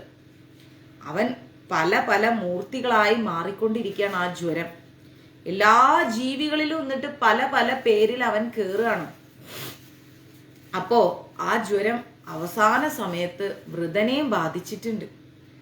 മനുഷ്യന് ഉപദ്രവം ഉണ്ടാക്കുന്നതും ഈ ജ്വരം തന്നെയാണ്, ശരിയല്ലേ? അപ്പോ ആ ജ്വരം എന്ന് പറയുന്നത്, പനി എന്ന് പറയുന്നത് മഹാദേവനിൽ നിന്ന് വന്നതാണ്. അത് ലോകത്തിന് ഉപദ്രവമായി മാറിക്കൊണ്ടിരിക്കുകയാണ്. അത് വേണ്ട, അങ്ങ് ആ ദേഷ്യം ഒന്ന് കുറക്കൂ എന്ന് ആര് പറയുന്നു? ബ്രഹ്മദേവൻ പറയാണ്. ആരോട് പറയുന്നു? മഹാദേവനോട്. അങ്ങ് ആ യജ്ഞം മാനായി മാറിയപ്പം യജ്ഞത്തിന്റെ പിന്നാലെ, ആ മാനിന്റെ പിന്നാലെ ഓടിയപ്പോൾ അങ്ങയുടെ നെറ്റിയിൽ നിന്ന് വീണ വിയർപ്പ് തുള്ളികളിൽ നിന്ന് ജ്വരം എന്ന് പറയുന്ന ഒരു പുരുഷ രൂപം ഉണ്ടായിട്ടുണ്ട്. അത് ഭയങ്കര ക്രോധമാണ് ആ പുരുഷൻ. ആ പുരുഷൻ എല്ലാ ജീവിവർഗങ്ങളിലും കയറിയിട്ട് എല്ലാവർക്കും ഉപദ്രവം ഉണ്ടാക്കുകയാണ്. അതുകൊണ്ട് അങ്ങ് ഒന്ന് സമാധാനപ്പെടുത്തൂ എന്ന് പറഞ്ഞു. ഇങ്ങനെയാണ് ജ്വരത്തിന്റെ ഉൽപ്പത്തി. ജ്വരം ഉണ്ടാവാനുള്ള കാരണം ഇതാണ്. ഇനി ദക്ഷയാഗ വിധ്വംസനം, അടുത്തത് പഠിക്കുന്നത് ദക്ഷയാഗ വിധ്വംസനം. ഇങ്ങനെ ജ്വരത്തിന്റെ തുടക്കത്തെ കുറിച്ച് അറിഞ്ഞപ്പോ യുധിഷ്ഠിരൻ ഒരു ചോദ്യം ചോദിച്ചു. ദക്ഷയാഗത്തെ പറ്റിയാണ് ആ ചോദ്യം. രാവിലെ മുതൽ ഗുരുവായൂർ കണക്ക് വെച്ചിട്ട് വൈകുന്നേരം വരെ ഇസ്കോൺ ഫോളോ ചെയ്തിട്ടുള്ള രീതിയിലാണ് ഏകാദശിക്ക് മറ്റന്നാൾ രാവിലെ വരെ. ഹൈമവതിയായിരിക്കുന്ന ഉമയുടെ, കുക്കുമ്പർ കഴിക്കാം, ഹൈമവതിയായിരിക്കുന്ന ഉമയുടെ സമാധാനത്തിന് വേണ്ടിയിട്ട് മഹാദേവൻ ദക്ഷയാഗം നശിപ്പിച്ചല്ലോ. പിന്നെ എങ്ങനെയാണ് മഹാദേവന്റെ അനുഗ്രഹത്തോടെ യജ്ഞം സമാപിച്ചത് എന്ന ചോദ്യത്തിന് ഭീഷ്മ പിതാമഹൻ ഒരു മറുപടി പറഞ്ഞു. എന്താ പറയുന്നത്? ദക്ഷൻ ഗംഭീരമായിരിക്കുന്ന സന്നാഹങ്ങളോട് കൂടിയാണ് യജ്ഞം ആരംഭിച്ചത്. കുറേ ആൾക്കാരുമായിട്ട് ചേർന്നിട്ടാണ് ദക്ഷൻ എന്ത് ചെയ്യുന്നത്? യജ്ഞം ആരംഭിച്ചത്. ദേവന്മാരും മഹർഷിമാരും സിദ്ധന്മാരും യാഗശാലയിൽ ഒത്തുകൂടിയിട്ട് ദക്ഷനെ ഇങ്ങനെ സ്തുതിച്ചുകൊണ്ടിരിക്കുകയാണ്. ആ സമയത്ത് ശ്രോത്രിയനും ബ്രഹ്മനിഷ്ഠനുമായിരിക്കുന്ന ദദീജി മഹർഷി അവിടെ വന്നു. ബ്രഹ്മനിഷ്ഠനായിരിക്കുന്ന എല്ലാവരും വന്നിട്ട് നമ്മുടെ യക്ഷൻ യാഗം നടത്തുമ്പോൾ യക്ഷനെ ഇങ്ങനെ സ്തുതിക്കുകയാണ്. ആ സമയത്ത് ഒരു മഹർഷി വന്നു അവിടെ, ദദീജി മഹർഷി എന്ന് പറയുന്ന മഹർഷി. അദ്ദേഹം എന്താ ചെയ്തത്? യാഗശാലയിലെ സംരംഭങ്ങളെല്ലാം നോക്കിക്കണ്ടു. നോക്കുമ്പോൾ എല്ലാവരും ഇരുന്ന് ദക്ഷൻ എങ്ങനെ പുകഴ്ത്തി പുകഴ്ത്തി സ്തുതിക്കുക, ദക്ഷൻ യാഗം നടത്തുന്നുണ്ട്. അങ്ങനെ നേരെ വന്നിട്ട് ദക്ഷനെ നോക്കിക്കൊണ്ട് പറഞ്ഞു, ഈ യാഗം സർവനാശത്തിന് കാരണമാവും. നോക്കിക്കോ, മഹാദേവനെ പൂജിക്കാത്ത രുദ്രന്, അതായത് മഹാദേവൻ ഒരു ഭാഗം നൽകാത്ത യാഗം എന്ന് പറഞ്ഞാൽ യാഗമേ അല്ല. സർവലോക മഹേശ്വരനെ അവഗണിക്കുന്ന ഒരു കാര്യവും അത് നല്ലതിനല്ല, നല്ലതായി വരൂല. അത് ഇതുകൊണ്ട് വലിയ ആപത്താണ് വരാൻ പോകുന്നത്. ദദീജി മഹർഷി പറഞ്ഞു, ഇതുകൊണ്ട് വലിയ ആപത്താണ് വരാൻ പോകുന്നത്. മഹാദേവന്റെ ഇമ്പോർട്ടൻസ് മനസ്സിലാക്കണം. കാണുന്നുണ്ടോ മഹാദേവനെ? അപ്പോ ഗുരുവായൂർ പോലും അടുത്ത ആരുണ്ട്? മമ്മിയൂരപ്പനുണ്ട്. അപ്പൊ മഹാദേവന് സ്ഥാനം കൊടുക്കാത്ത ഒരു സംഭവം അത് വേണ്ട, അത് നല്ലതിനല്ല. ഇതുകൊണ്ട് വലിയ ആപത്തുണ്ടാവും പറഞ്ഞു. അപൂജ്യ പൂജനാ ചൈവ പൂജാന്യാം ചാപ്യ പൂജനാത് നരഘാത സമം പാപം ശശ്വത് പ്രാപ്നോത്തി മാനവഃ. എന്ന് വെച്ചാൽ പൂജ്യന്മാരെ പൂജിക്കാതിരിക്കുക, അപൂജ്യന്മാരെ പൂജിക്കുക, അതായത് പൂജിക്കേണ്ട വ്യക്തികളെ പൂജിക്കാതിരിക്കുകയും പൂജിക്കാത്ത ആൾക്കാരെ, പൂജിക്കേണ്ടാത്ത ആൾക്കാരെ പൂജിക്കുകയും ചെയ്യാന്ന് പറഞ്ഞു കഴിഞ്ഞാൽ നരഹത്യക്ക് തുല്യമായ പാപമാണ് ഉണ്ടാവേണ്ടത്. നമ്മൾ ആരെയാണോ പൂജിക്കേണ്ടത് അവരെ പൂജിക്കാതിരിക്കുകയും പൂജിക്കേണ്ടാത്ത, അതായത് നമ്മൾ ഉൾക്കൊള്ളാൻ പാടില്ലാത്ത ആളുകളെ ഉൾക്കൊള്ളുകയും ചെയ്ത് കഴിഞ്ഞാൽ എന്തുണ്ടാവും? നരഹത്യക്ക്, ഒരു മനുഷ്യനെ കൊല്ലുന്നതിന് തുല്യമായി മാറും. ഇതാണ് അവർക്ക് ഉണ്ടാവാൻ പോണ പ്രശ്നം എന്ന് പറഞ്ഞു. സർവപൂജ്യനായിരിക്കുന്ന, എല്ലാവരാലും പൂജിക്കപ്പെടുന്ന മഹേശ്വരൻ ഇപ്പൊ ഇവിടെ വരും. ദദീജി മഹർഷി പറയണം, എല്ലാരും പൂജിക്കുന്ന മഹേശ്വരൻ ഇതാ ഇപ്പൊ ഇവിടെ എത്തും. എത്തിക്കഴിഞ്ഞാല് പിന്നെ എന്താ ഉണ്ടാവുക നിങ്ങൾക്ക് കാണാന്ന് പറഞ്ഞു. വൈഷ്ണവനായിരിക്കുന്ന ദക്ഷൻ എന്താ ചെയ്തത്? താൻ വിഷ്ണുവിനെയാണ് യജിക്കുന്നത്. അവിടെ ശ്മശാനവാസിയായ രുദ്രന് സ്ഥാനമൊന്നുമില്ല എന്നും പറഞ്ഞിട്ട് ദദീജി അങ്ങോട്ട് പുറത്താക്കി. എന്നിട്ട് യാഗം അങ്ങോട്ട് തുടങ്ങി. ഞാൻ വൈഷ്ണവനാണ്, ഞാൻ വിഷ്ണുവിനെ മാത്രമേ പൂജിക്കൂ. ആ ശ്മശാനത്തിൽ കിടക്കുന്ന രുദ്രൻ ഈ യാഗശാലയിൽ ഒരു സ്ഥാനവും ഇല്ല എന്നും പറഞ്ഞ് മഹാദേവൻ അവഗണിച്ചിട്ട് ഈ ദക്ഷൻ പൂജ തുടങ്ങി, യാഗം തുടങ്ങി. ദദീജിയെ അവഗണിച്ചു. അതറിഞ്ഞപ്പോ പാർവതീദേവി എന്ത് ചെയ്തു? എൻ്റെ പ്രാണനാഥന്റെ അടുത്ത് പോയിട്ട് ഹൃദയവേദന അറിയിച്ചു പാർവതീദേവി. അപ്പോ മഹാദേവൻ നോക്കുമ്പോഴോ പ്രാണപ്രിയായിരിക്കുന്ന ഉമ വിഷമിച്ചിരിക്കുക, ദേവി വിഷമിച്ചിരിക്കുക. നേരെ മഹാദേവൻ ഈ യാഗം അങ്ങ് നശിപ്പിക്കണമെന്ന് തീരുമാനിച്ചു. ഉഗ്രമായിരിക്കുന്ന ഒരു ഭൂതത്തെ മഹാദേവന്റെ വായിൽ നിന്ന് കൊണ്ടുവന്നു. ഒരുപാട് കൈകളും ആയുധങ്ങളോടൊക്കെ കൂടി വന്ന ആ ഭൂതം എന്താ ചെയ്തത്? മഹാദേവൻ രുദ്രൻ പറഞ്ഞതനുസരിച്ച് നേരെ യജ്ഞശാലയിലേക്ക് പോയി. നേരെ ദക്ഷന്റെ യജ്ഞശാലയിലേക്ക് പോയി. അപ്പോ തന്നെ അവിടെ ദേവിയുടെ കോപത്തിൽ നിന്ന് ഒരാൾ വന്നു. ആരായിരിക്കും വന്നത്? ദേവിയുടെ കോപത്തിൽ നിന്ന് അവിടെ അപ്പോ ഒരാളും കൂടി വന്നു. ആരായിരിക്കും വന്നിട്ടുണ്ടാവും? ആദ്യം ആരാ പറയാൻ നോക്കട്ടെ. ഒരു ക്ലൂ തരാം. എനിക്ക് ഇഷ്ടപ്പെട്ട ആള് ആരായിരിക്കും?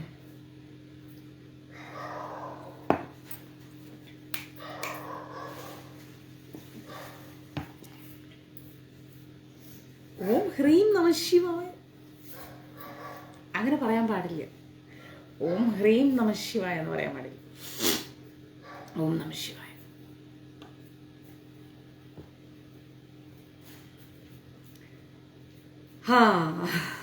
ഭദ്രകാളി, ദുർഗയല്ല. അപ്പോ ഈ മഹാദേവന്റെ എന്താ പറയാ, വായയിൽ നിന്ന് വന്ന ഭൂതത്തിന്റെ പേരെന്താ? ഒരുപാട് ഭഗവാൻ, നമുക്ക് ഒന്നും പറയാനില്ല. അത് കഴിഞ്ഞാൽ എനിക്ക് അമ്മയാണ് ഇഷ്ടം, ഭദ്രകാളി. അപ്പോ മഹാദേവന്റെ വായയിൽ നിന്ന് വന്ന ആ ഭൂതത്തിന്റെ പേരെന്താ? എന്താ? അതെങ്ങനെ മനസ്സിലായി നിങ്ങൾക്ക് എനിക്ക് കാളിയെ ഇഷ്ടമാണെന്ന്? മഹാദേവന്റെ, ദുർഗാദേവി തന്നെ, ദേവിയുടെ ഭാവങ്ങളാണ് അതൊക്കെ. അത് ആരായിരിക്കും മഹാദേവന്റെ വായിൽ നിന്ന് വന്ന ഭൂതം? ആ ഭൂതത്തിന്റെ പേരെന്താ? ആർക്കെങ്കിലും പറയാൻ പറ്റുമോ? കാളി നമസ്തുതേ. ആരായിരിക്കും? ദേവി ദേഷ്യപ്പെട്ടത് മഹാദേവനെ യജ്ഞത്തിൽ വിളിക്കാത്തതിന്. അപ്പോ മഹാദേവന്റെ വായയിൽ നിന്ന് വന്ന ഭൂതത്തിന്റെ പേരറിയോ ആർക്കെങ്കിലും? ആരായിരിക്കും മഹാദേവന്റെ വായയിൽ നിന്ന് വന്ന ഭൂതത്തിന്റെ പേര്? എന്തായിരിക്കും പേര്? അറിയില്ല? വീരഭദ്രൻ. ബിന്ദു മാതാജി പറഞ്ഞു വീരഭദ്രസ്വാമിയാണ് വന്നത്. അപ്പോ കൊടുങ്ങല്ലൂരമ്മ കാളിയമ്മ, വീരഭദ്രനാണ് മഹാദേവന്റെ വായിൽ നിന്ന് വന്ന ആ ഭൂതം. ഭയങ്കര ദേഷ്യമാണ് വീരഭദ്രന് കേട്ടോ. അപ്പോ അവരുടെ എന്നിട്ട് ഈ ദേവിയുടെ ദേഷ്യഭാവത്തിൽ നിന്ന്, മൂകാംബിക ദേവി എല്ലാം ദേവി തന്നെ, അപ്പോ ദേവിയുടെ ആ ഒരു ദേഷ്യത്തിൽ നിന്ന് ഭദ്രകാളി ദേവിയും വന്നു. എന്നിട്ടോ നേരെ വീരഭദ്രന്റെ പിന്നാലെ പോവാണ് കാളി. അവരുടെ രോമകൂപങ്ങളിൽ നിന്ന് കുറേ ദേവിയുടെയും വീരഭദ്രസ്വാമിയുടെയും രോമകൂപങ്ങളിൽ നിന്ന് കുറേ സൈന്യങ്ങൾ വന്നു. എന്നിട്ടോ എല്ലാവരും കൂടെ യജ്ഞശാലയുടെ അടുത്തേക്ക് ഓടിപ്പോയി യജ്ഞശാലയെ അങ്ങോട്ട് നശിപ്പിച്ചു. യാഗത്തിന് വന്നിരുന്നവരെല്ലാവരെയും വിരൂപന്മാരാക്കിയിട്ട് ഓടിച്ചു വിട്ടു. മാനിന്റെ രൂപം എടുത്ത് നിൽക്കുകയാണ് ആര്? ഗുളികനല്ലപ്പ, ഗുളികൻ വേറെ. മാനിന്റെ രൂപം എടുത്ത് നിൽക്കുകയാണ് ആര്? ഈ യജ്ഞശാലയൊക്കെ നശിപ്പിച്ച് യജ്ഞത്തിന് വന്ന ആൾക്കാരെ എല്ലാം കൂടെ ഓടിച്ചു വിടുക. അപ്പോ മാനിന്റെ രൂപം എടുത്ത് നിൽക്കുകയാണ് യജ്ഞം. ആ യജ്ഞത്തിന്റെ തല അങ്ങോട്ട് വെട്ടിയിട്ട് ഒരൊറ്റ ഏറെറിഞ്ഞു. മാനിന്റെ രൂപത്തിരുന്ന ആ യജ്ഞത്തിന്റെ തല വെട്ടിയിട്ട് ഒറ്റ ഏറെറിഞ്ഞു. ഇതൊക്കെ കണ്ട് പേടിച്ച് വിഷമിച്ച ദേവന്മാർ ഓടി വന്ന് വീരഭദ്രസ്വാമിയുടെ കാല് പിടിച്ചു. എന്നിട്ട് പറഞ്ഞു, അങ്ങ് ആരാണ്? എന്തിനാണ് യജ്ഞം അങ്ങ് നശിപ്പിക്കുന്നത്? എന്താ കാര്യം? അങ്ങ് എവിടുന്ന് വന്നു എന്ന് ചോദിച്ചു. അപ്പൊ വീരഭദ്രസ്വാമി പറയാണ്, രുദ്രന്റെ കോപത്തിൽ നിന്നുണ്ടായിരിക്കുന്ന വീരഭദ്രനാണ് ഞാൻ. ദേവിയുടെ കോപത്തിൽ നിന്ന് വന്ന ഭദ്രകാളിയാണിവൾ. ദേവദേവന് യജ്ഞഭാഗം നൽകാത്തതില് ദേവിക്കുണ്ടായ ദുഃഖം ഇല്ലാതാക്കാൻ അധർമ്മിഷ്ടമായിരിക്കുന്ന ഈ യാഗം നശിപ്പിക്കാനാണ് ഞങ്ങൾ വന്നിരിക്കുന്നത്. ഇനി രക്ഷ വേണമെങ്കിൽ ദേവദേവനായിരിക്കുന്ന ഉമേശനെ ശരണം പ്രാപിക്കണമെന്ന് പറഞ്ഞു. ഞാൻ വീരഭദ്രനാണ്, ഇത് ദേവിയാണ്. ഇനി നിങ്ങൾക്ക് രക്ഷ വേണമെങ്കിൽ നേരെ ഭഗവാനെ പോയി സമീപിക്കണം എന്ന് പറഞ്ഞു. അല്ലാണ്ട് വേറെ ഒന്നുകൊണ്ട് നിങ്ങൾ രക്ഷപ്പെടൂല എന്ന് പറഞ്ഞു. ഇത്രയും കേട്ടപ്പോ കാര്യത്തിന്റെ ഗൗരവം ദക്ഷന് മനസ്സിലായി. ഇത് കുറച്ച് പ്രശ്നമാണ് എന്ന് മനസ്സിലായി.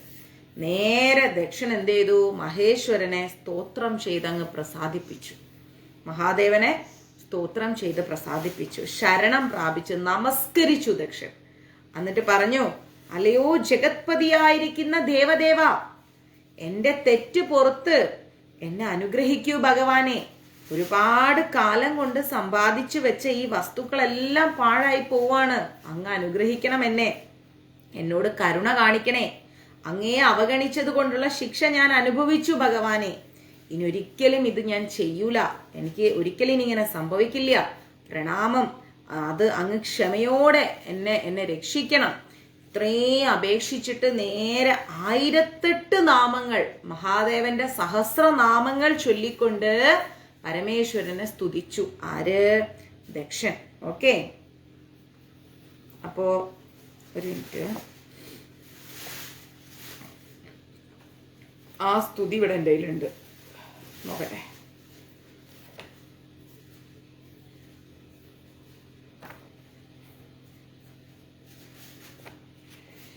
ഇവിടെ ഒന്ന് എഴുതി വെച്ചിട്ടുണ്ട്, നോക്കട്ടെ ഉണ്ടോ നോക്കട്ടെ, പറഞ്ഞുതരാം.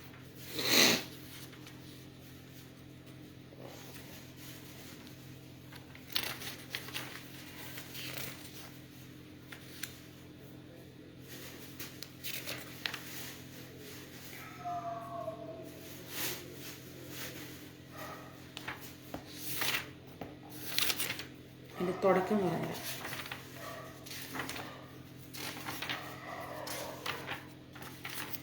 എവിടെയോ ഒന്ന് എഴുതി വെച്ചിട്ടുണ്ടായിരുന്നല്ലോ, കാണുന്നില്ല. ഞാൻ പിന്നത് പറഞ്ഞുതരാം കേട്ടോ, ഏതാന്നുള്ളത്. അതുണ്ട്, നമ്മുടെ ഇതിലുണ്ട്. ശിവസഹസ്രനാമം ആണ് ജപിച്ചിരിക്കുന്നത്.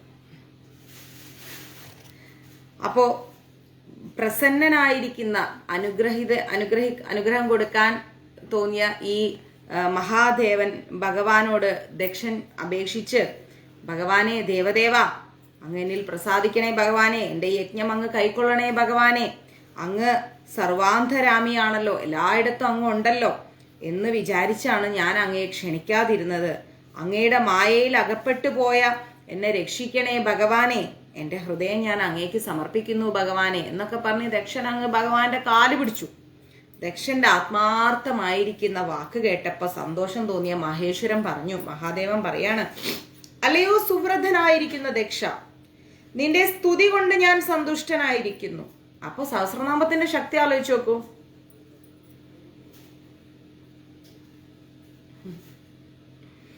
അപ്പൊ നിന്റെ സ്തുതി കൊണ്ട് ഞാൻ സന്തുഷ്ടനായിരിക്കുന്നു.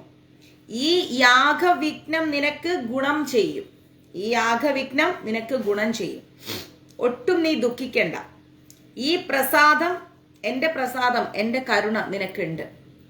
അവസാനം നീ എൻ്റെ അടുത്ത് തന്നെ എത്തും എന്ന് പറഞ്ഞു ദക്ഷനോട്. മഹാദേവൻ പറഞ്ഞു, അവസാനം നീ എൻ്റെ അടുത്ത് തന്നെ എത്തും എന്ന് പറഞ്ഞു. അപ്പോ ഇപ്രകാരം മഹാദേവൻ എന്ത് ചെയ്ത് അനുഗ്രഹമൊക്കെ കൊടുത്തിട്ട് ദേവിയോടുകൂടി ഭഗവാൻ എന്ത് ചെയ്തു, നേരെ മറഞ്ഞുപോയി. ഈശ്വരന്റെ അനുഗ്രഹം കിട്ടിയ ദക്ഷൻ എന്താ ചെയ്തത്, യഥാവിധി യാഗമൊക്കെ ചെയ്ത് അത് അവസാനിപ്പിച്ച് പുണ്യലോകങ്ങളിലേക്ക് ദക്ഷൻ പോയി. ദക്ഷകൃതമായിരിക്കുന്ന ശിവസഹസ്രനാമം ജപിക്കുന്നവരായാലും ശരി, കേൾക്കുന്നവരായാലും ശരി, ഒരിക്കലും അവർക്ക് അശുഭബാധയോ ഈ സംസാര ദുഃഖമോ ഒന്നും ഉണ്ടാവില്ല. മനസ്സിലായില്ലേ? ദക്ഷൻ ചൊല്ലി ആ ശിവസഹസ്രനാമം ആര് ജപിച്ചാലും, ആ ശിവസഹസ്രനാമം കേട്ടാലും അവർക്ക് ഒരിക്കലും ജീവിതത്തിൽ അശുഭങ്ങൾ സംഭവിക്കില്ല. അപ്പോൾ എല്ലാ ദിവസവും തിങ്കളാഴ്ച നമ്മൾ മഞ്ജരീസിലൂടെ അയച്ചു തന്നിട്ടില്ലേ, ഈ ശിവ സഹസ്രനാമങ്ങളുടെ ഒരു സെറ്റ് തന്നെ ഞാൻ എല്ലാവർക്കും അയച്ചു കൊടുത്തിട്ടുണ്ട്. കിട്ടാത്തവരാരെങ്കിലും മെസ്സേജ് ഇട്ടോ. അപ്പോൾ തിങ്കളാഴ്ച ദിവസം എന്ത് ചെയ്യാം, ശിവസഹസ്രനാമം ചൊല്ലാം. അപ്പോൾ അങ്ങനെയുള്ള ചൊല്ലുന്നവരാണെങ്കിലും കേൾക്കുന്നവരാണെങ്കിലും അവർക്ക് സംസാര ദുഃഖമൊന്നും അനുഭവിക്കേണ്ടി വരില്ല. ദീർഘായുസ് ഉണ്ടാവും, എല്ലാവിധ ഐശ്വര്യങ്ങളും ലഭിക്കും. രോഗമുള്ളവരാണെങ്കിലും ദുഃഖമുള്ളവരാണെങ്കിലും ആപത്തിൽപ്പെട്ടവരാണെങ്കിലും അവരൊക്കെ ശ്രദ്ധയോടെയും ഭക്തിയോടും കൂടി ചൊല്ലേണ്ട ഒരു സഹസ്രനാമ സ്തോത്രമാണ് ശിവസഹസ്രനാമം എന്ന് പറഞ്ഞിട്ട് ഭീഷ്മദേവൻ അദ്ദേഹം യുധിഷ്ഠിരന് കാര്യങ്ങൾ പറഞ്ഞു കൊടുത്ത് അവസാനിപ്പിച്ചു. നോക്കാം മാതാജി, കിട്ടാത്തൊരു മെസ്സേജ് ഇട്ട് അയച്ചു തുടങ്ങിയിട്ടുണ്ട് നമ്മുടെ ഓൺലൈൻ സ്റ്റോറിനും ബുക്സ് എല്ലാം. ഇനി സമങ്ക നാരദ സംവാദം. എന്താണ് സമങ്ക നാരദ സംവാദം?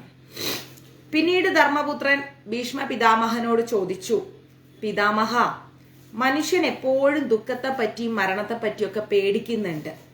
ഇവ രണ്ടും വരാതെ അവയിൽ നിന്ന് ഒഴിഞ്ഞു പോകാൻ എന്തെങ്കിലും മാർഗം ഉണ്ടോ എന്ന് ചോദിച്ചു.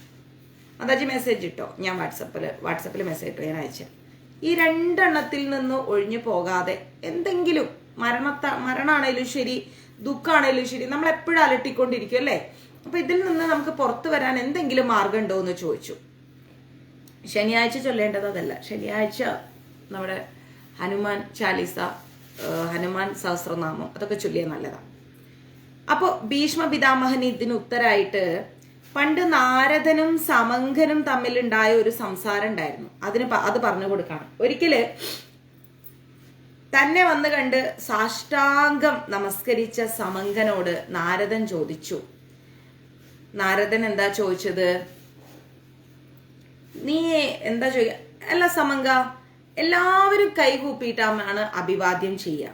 നീ എന്താണ് കിടന്നുകൊണ്ട് നീന്തുന്ന പോലെ അഭിവാദ്യം ചെയ്യുന്നത് എന്ന് ചോദിച്ചു. കോൾഡമ്മ, നീ എന്താ കിടന്നുകൊണ്ട് അഭിവാദ്യം ചെയ്യുന്നത്? എല്ലാരും ഇങ്ങനെ കൈകുപ്പിയിട്ട് അഭിവാദ്യം ചെയ്യുമ്പോ നീ എന്തിനാ സമങ്ക ഇങ്ങനെ കിടന്നിട്ട് നീന്തുന്ന പോലെ അഭിവാദ്യം ചെയ്യണേന്ന് ചോദിച്ചു. ആര് ചോദിച്ചു? നാരദൻ ചോദിച്ചു. ആരോട്? സമങ്കനോട് ചോദിച്ചു. അപ്പോ സംസാര സാഗരം കടക്കുവാൻ നീ സ്വന്തം കൈ തന്നെ ഉപയോഗപ്പെടുത്തുകയാണോ? നീ നിത്യവും സന്തുഷ്ടനായിട്ട് കാണുന്നുണ്ടല്ലോ, നീ എപ്പോഴും ഹാപ്പിയാണല്ലോ, ദുഃഖോ ഭയോ ഒന്നും നിന്നിൽ കയറുന്നില്ലല്ലോ. എങ്ങനെയാണ് നീ ഇങ്ങനെ നിത്യവും സുഖമായിട്ടിരിക്കുന്നത്, സമാധാനത്തോടെ ഇരിക്കുന്നത്? സ്വസ്ഥമായിരിക്കുന്ന ഒരു കുട്ടിയെ പോലെ നീ ഇങ്ങനെ സഞ്ചരിക്കുകയാണല്ലോ. അപ്പൊ സമങ്കൻ പറഞ്ഞു, മഹർഷേ, ഈ ലോകത്തിന്റെ സത്യാവസ്ഥ എന്താണെന്ന് എനിക്കറിയാം മഹർഷേ. ഇവിടെ കാണുന്നതെല്ലാം നശിച്ചു പോകുന്നതാണ്.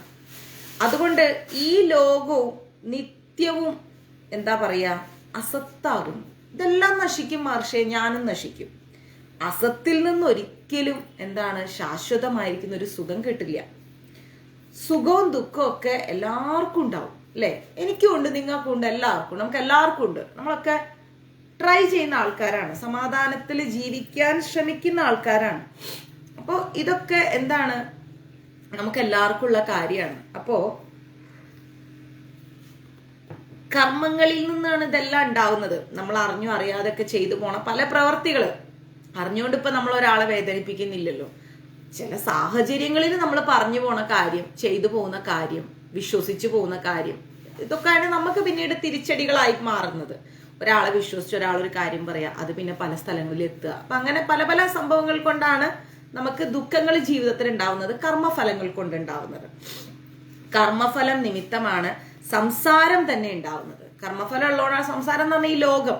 കർമ്മഫലം ഉള്ളതുകൊണ്ടാണ് ആളുകൾ ജനിക്കുന്നത്, ആളുകളും മൃഗങ്ങളും ഒക്കെ ജനിച്ച് ഇങ്ങനെ വരുന്നതുകൊണ്ടാണ് ഈ ലോകം, ഈ സംസാരം തന്നെ ഉണ്ടാവുന്നത്. ധനികന്മാരുണ്ട്, ദരിദ്രന്മാരുണ്ട്, കുറെ ആൾക്കാരുണ്ട്. പുണ്യകർമ്മങ്ങളുടെ ഫലമായിട്ട് എന്താ ഉണ്ടാവുക? നമുക്ക് സുഖം ഉണ്ടാവും. ചിലപ്പോൾ വലിയ നമ്മൾ വിചാരിക്കും വലിയ കൊട്ടാരം പോലത്തെ വീട്ടിൽ അവർക്ക് എന്തൊരു സുഖമായിരിക്കുന്നു. ഒരു സുഖം ഉണ്ടാവില്ല. ഉള്ള കാര്യം പറയുന്നതിന് എന്താ, ഒരു സുഖം ഉണ്ടാവില്ല. അതേസമയം ഒരു കുഞ്ഞു വീടാണെങ്കിൽ ആ വീട്ടിൽ ഭയങ്കര സുഖമായിരിക്കും. അതിന്റെ ഏറ്റവും വലിയ എക്സാമ്പിളാണ് നല്ല ടെറസ് വീടൊക്കെ കെട്ടിക്കഴിഞ്ഞാല് നമുക്ക് AC ഇല്ലാണ്ട് ഫാൻ ഇല്ലാണ്ട് കിടക്കാൻ പറ്റില്ല അല്ലേ? നിർബന്ധമായിട്ട് അതിനൊരു എക്സ്ട്രാ ഫിറ്റിംഗ് വേണം. നല്ല ഓടുമ്പരയാണെങ്കിലോ ആലോചിച്ച് നോക്കിക്ക. എൻ്റെ ആദ്യത്തെ വീട് തറവാട് വീട് ഓട് വീടായിരുന്നു. എന്തു സുഖാന്ന് പറയാം. രാത്രി ഒരു 11 മണി കഴിഞ്ഞാൽ ഓട്ടിൻ്റെ ഉള്ളിൽ നല്ല ഇങ്ങനെ തണുത്ത കാറ്റ് വരും. പുതയ്ക്കാതെ ഹാളിൽ കിടക്കില്ല. അന്നും ഇന്നൊക്കെ ഞങ്ങൾ ഹാളിലാണ് പുതച്ച് കിടക്കുക. നല്ല രസാ. തഴപ്പായ എന്നൊക്കെ പറയുന്ന ഒരു പായല്, ആ പായ ഇട്ടിട്ട് അതിൽ കിടന്നുറങ്ങുമ്പോൾ ഒരു സമാധാനം. അപ്പോൾ അങ്ങനെ നമുക്കൊരു സന്തോഷമുള്ളൊരു കാലം ഉണ്ടായിരുന്നു. ഇപ്പൊ അതൊക്കെ പോയി. ഇപ്പോ AC ഫാനൊന്നും ഇല്ലാണ്ട് ഇരിക്കാൻ പറ്റാത്ത അവസ്ഥയായി അല്ലെ? അപ്പോ എന്താ പറയണത്, സുഖദുഃഖങ്ങളൊക്കെ ഓരോരോ കാരണങ്ങളാണ്. ഈ സുഖവും ദുഃഖവും ഒക്കെ എല്ലാവരുടെ ജീവിതത്തിലുണ്ട്. എപ്പോഴും സുഖിക്കാനും പറ്റില്ല, എപ്പോഴും ദുഃഖിക്കാനും പറ്റില്ല. ഈ തത്വം നമ്മൾ മനസ്സിലാക്കി കഴിഞ്ഞാൽ ഒരാളും പിന്നെ സുഖത്തിനും ദുഃഖത്തിനും അടിമപ്പെടൂല. നമ്മൾ പറയോ എനിക്ക് എന്നും ദുഃഖമാണ് ഭഗവാനെ, എനിക്ക് എന്നും ദുഃഖമാണ് ഭഗവാനെ. അങ്ങനെ ദുഃഖമാണു ഭഗവാനെ എന്ന് പറയാൻ ഈ നാവ് പൊങ്ങുന്നുണ്ടല്ലോ, അത് പൊങ്ങാത്ത വ്യക്തിയുടെ അവസ്ഥ ആലോചിച്ച് നോക്ക്. ആ ഓല അതിലും സൂപ്പറാ. അപ്പൊ അങ്ങനെ പറയാൻ നമുക്ക് സംസാരശേഷി ഉണ്ടല്ലോ. അപ്പൊ ആ സംസാരശേഷി ഇല്ലാത്തൊരു വ്യക്തി ഒരു കാര്യം മറ്റൊരാളെ പറഞ്ഞ് മനസ്സിലാക്കി കൊടുക്കാൻ അനുഭവിക്കുന്ന ദുഃഖം മനസ്സിലാക്കി നോക്ക്. അപ്പൊ നമുക്ക് സംസാരിക്കാനെങ്കിലും ഭഗവാൻ അനുഗ്രഹം തന്നിട്ട് അതോർത്ത് നമ്മൾ എന്തുകൊണ്ട് സമാധാനിക്കുന്നില്ല? എനിക്ക് എന്നും ദുഃഖമാണെന്ന് പറയുമ്പോൾ ആ ദുഃഖമാണ് ഭഗവാനെ എന്ന് പറയാനുള്ള സംസാരശേഷി തന്നിട്ടുണ്ട് ഭഗവാൻ.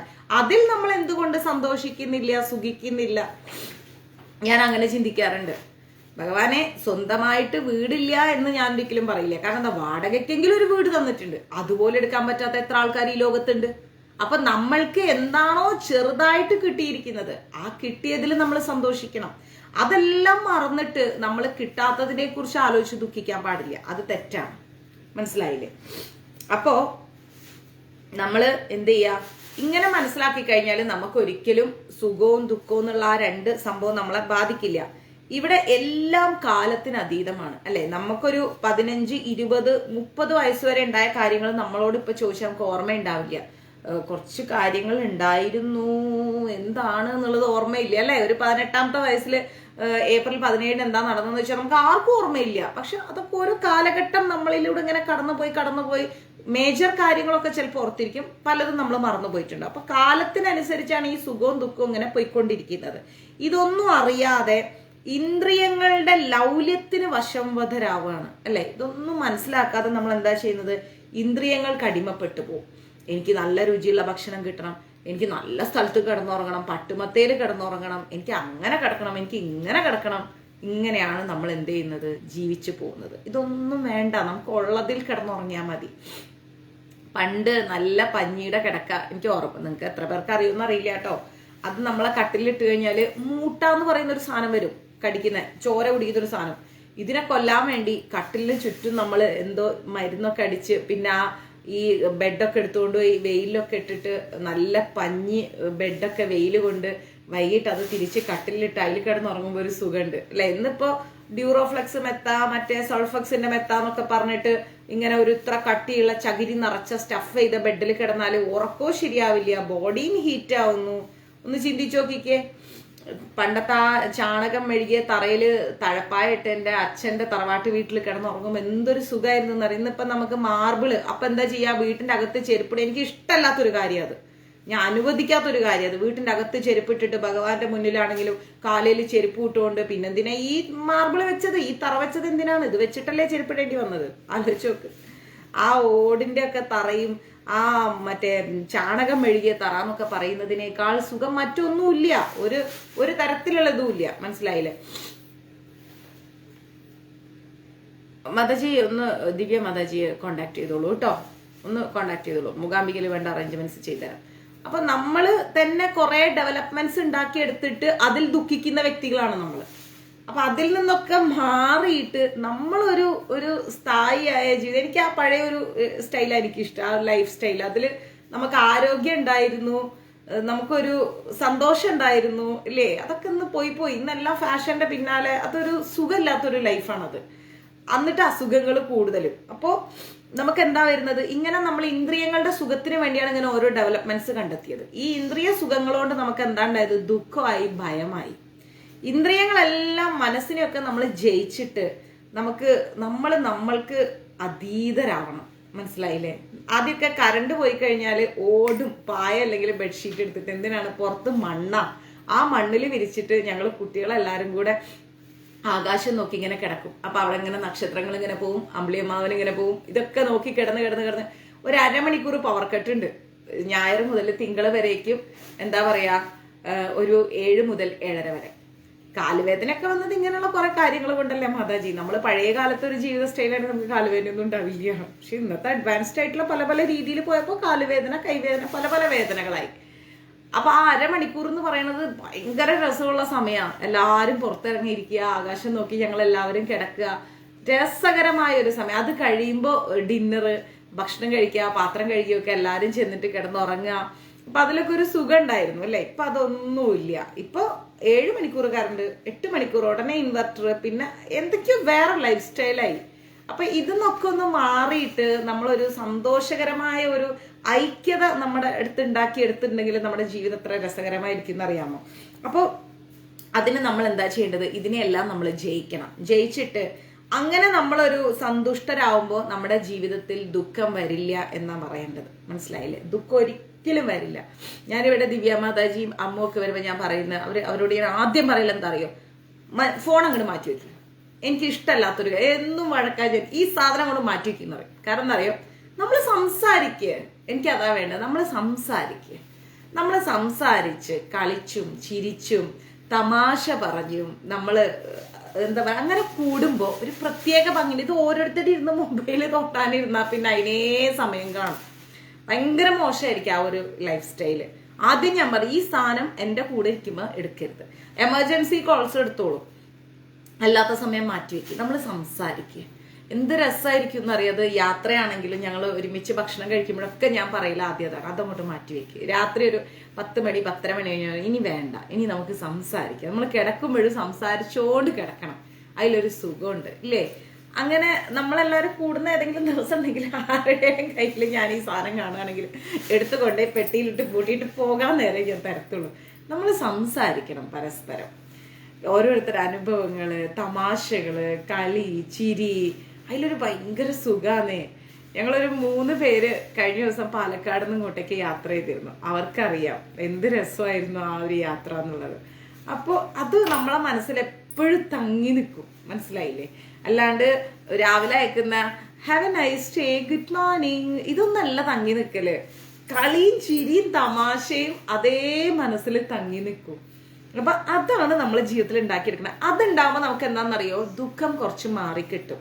അങ്ങനെ ദുഃഖം മാറിക്കിട്ടുമ്പോൾ നമ്മൾ നമ്മുടെ മനസ്സിനെയും ഇന്ദ്രിയങ്ങളെയും എല്ലാം സ്വമേധയാ നിയന്ത്രിക്കും. ഇന്നൊരു വീട്ടിന്റെ ഹാൾ ഉണ്ടെങ്കിൽ 4 മൂലക്കിൽ 4 ആൾക്കാരുണ്ടാവും, 4 പേരും മൊബൈലിലായിരിക്കും. അതിലൊന്നൊരു രസമില്ല കേട്ടോ, അതിനൊന്നും ഞാൻ സപ്പോർട്ട് ചെയ്യുന്ന ഒരാളല്ല. ലോകത്തിൽ ഞാനൊരു സാക്ഷിയെ പോലെയാണ് കഴിയുന്നത്. ദേഹത്തിനോടോ ഇന്ദ്രിയങ്ങളോടോ മനസ്സിനോടോ ബുദ്ധിയോടോ എനിക്ക് യാതൊരു ബന്ധവും ഇല്ല. മനസ്സിലായില്ലേ? നമ്മുടെ ജീവിതം ഇന്നത്തെ കഴിഞ്ഞ് നാളത്തെ കഴിഞ്ഞ് മറ്റന്നാളത്തെ കഴിഞ്ഞ് അങ്ങനെ തീരും.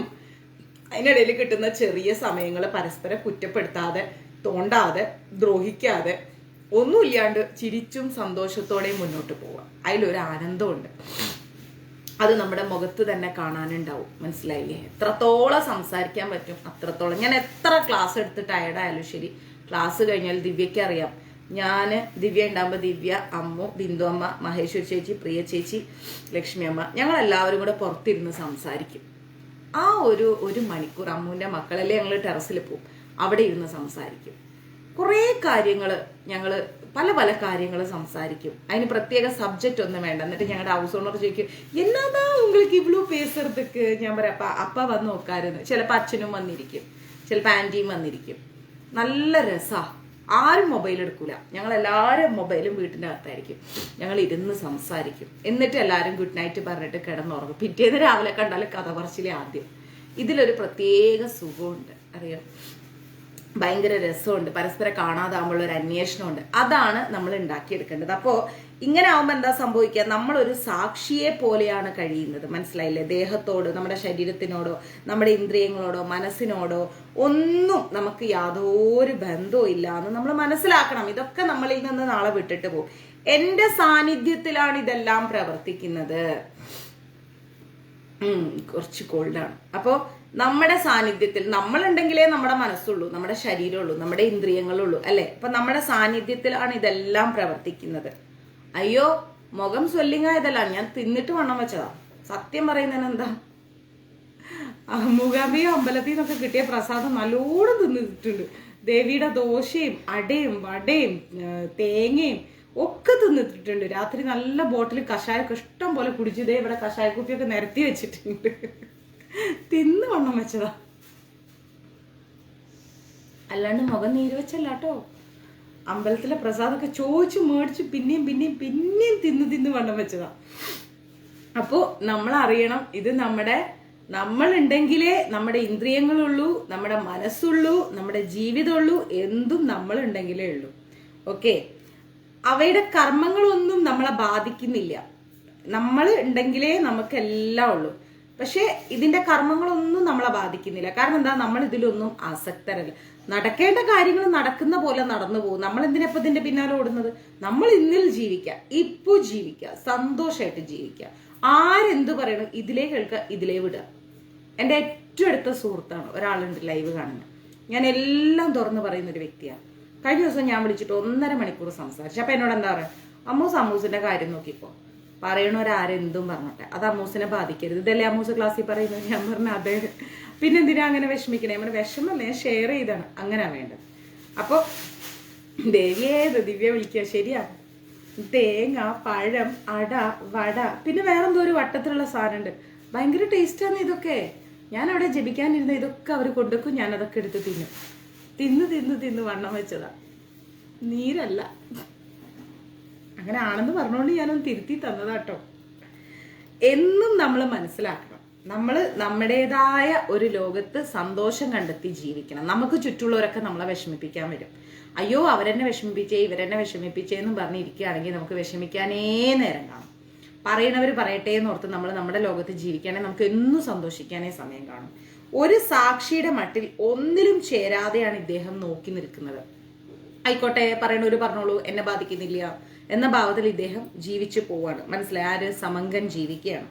എനിക്കൊരു ശരീരമുണ്ട്, അത് നിത്യവുമല്ല സത്യവുമല്ല. സത്യമാണെങ്കിൽ അതെന്നും നിലനിൽക്കും, അല്ലെ? നിത്യമാണെങ്കിലും നിലനിൽക്കും. അത് നിലനിൽക്കില്ലല്ലോ ആ ശരീരം. അപ്പൊ അത് നിത്യവുമല്ല സത്യവുമല്ല, അത് ഞാൻ മനസ്സിലാക്കുന്നുണ്ട്. അതുകൊണ്ട് തന്നെ നിത്യമല്ല സത്യമല്ലാത്ത ഒരു ശരീരത്തെ ബാധിക്കുന്ന സുഖവും ദുഃഖവും ഒന്നും എന്നെയും ബാധിക്കുന്നില്ല. കഠിനമായ തപസ്സും സേവനവും കൊണ്ടാണ് ഞാൻ എന്ത് ചെയ്തത്? ജ്ഞാനം നേടിയിരിക്കുന്നത്. കഠിനമായിരിക്കുന്ന തപസ്സും സേവനവും കൊണ്ടാണ് ഞാൻ അറിവ് നേടിയിരിക്കുന്നത്. അങ്ങനെ ഞാൻ എപ്പോഴും സംതൃപ്തനായിട്ട് സുഖമായിട്ട് പൊതികയും ഞാൻ സൈഡൊക്കെ അഴിച്ചിട്ടുണ്ട് ഡ്രസ്സിന്റെ, നീ എന്നെ കളിയാക്കണ്ട. അപ്പോൾ അങ്ങനെയുള്ള സുഖമായിട്ട് സന്തോഷമായിട്ട് ഞാൻ ജീവിക്കുന്നുണ്ട്. അപ്പൊ സമങ്കൻ പറഞ്ഞത് കേട്ടപ്പോ നാരദൻ എന്ത് ചെയ്തു? അദ്ദേഹത്തെ അഭിനന്ദിച്ചു. യുധിഷ്ഠിര, ദുഃഖത്തെയും ഭയമൊക്കെ നമ്മൾ ഇല്ലാതാക്കണം. എന്താ പറയുന്നത്? നാരദൻ സമങ്കനെ അഭിനന്ദിച്ചു. ഇതാണ് അവർ തമ്മിലുള്ള സംസാരം. അപ്പൊ ഇവിടെ നമ്മുടെ ഭീഷ്മ പിതാമഹൻ പറയണേ, യുധിഷ്ഠിര, ദുഃഖത്തെയും ഭയത്തെയൊക്കെ ഇല്ലാതാക്കണം. നടക്കേണ്ട കാര്യങ്ങൾ നടക്കും. ആരും ഈ ഭൂമിയിൽ ഉണ്ടാവില്ല. ഇതിനേക്കാൾ ടെൻഷൻ അടിച്ച് ജീവിച്ച ആൾക്കാരൊക്കെ ജീവിച്ച് മരിച്ചുപോയി. ഈ ടെൻഷൻ അടിക്കുമ്പോഴും ദുഃഖിക്കുമ്പോഴും ജീവിക്കാനുള്ള സമയമാണ് പോകുന്നത്. മനസ്സിലായില്ലേ? ജീവിക്കാനുള്ള സമയം നമ്മൾ നഷ്ടപ്പെടുത്തരുത്. നമ്മൾ സന്തോഷമായിട്ട് തന്നെ ജീവിക്കണം. നമ്മൾ ഇതൊന്നും ആഗ്രഹിക്കുന്നില്ല എങ്കിൽ പിന്നെ നമ്മൾ എന്തിനു ദുഃഖിക്കണം? നമുക്കുള്ളത് ഉള്ളപ്പോൾ ഉണ്ടാവട്ടെ, അത്രയും നമ്മൾ ചിന്തിച്ചാൽ മതി എന്നൊക്കെ ആര് പറഞ്ഞു കൊടുക്കുന്നു? ഭീഷ്മ പിതാമഹൻ യുധിഷ്ഠിരന് പറഞ്ഞു കൊടുക്കാണ്. ഇനി നമുക്ക് എന്താ വേണ്ടത്? ശ്രേയസ്സാണ് വേണ്ടത്. 10:30 ശരത് പ്രഭു, അങ്ങേക്ക് എന്താ മനസ്സിലെ വിഷമം? ഇവിടെ നമ്മളെല്ലാവരും ഇല്ലേ കളിച്ചും ചിരിച്ചും അങ്ങോട്ട് പോവാനും. വിഷമിച്ചിരിക്കുകയാണെങ്കിൽ വിഷമിച്ചിരിക്കാനേ നേരം കാണും. നമ്മൾ അങ്ങോട്ട് ചിരിച്ച് സന്തോഷമായിട്ടിരിക്കുക അല്ലേ സുരേഷ് മോനപ്പൻ പ്രഭു? ശ്രേയസിനുള്ള മാർഗങ്ങൾ അടുത്തത്.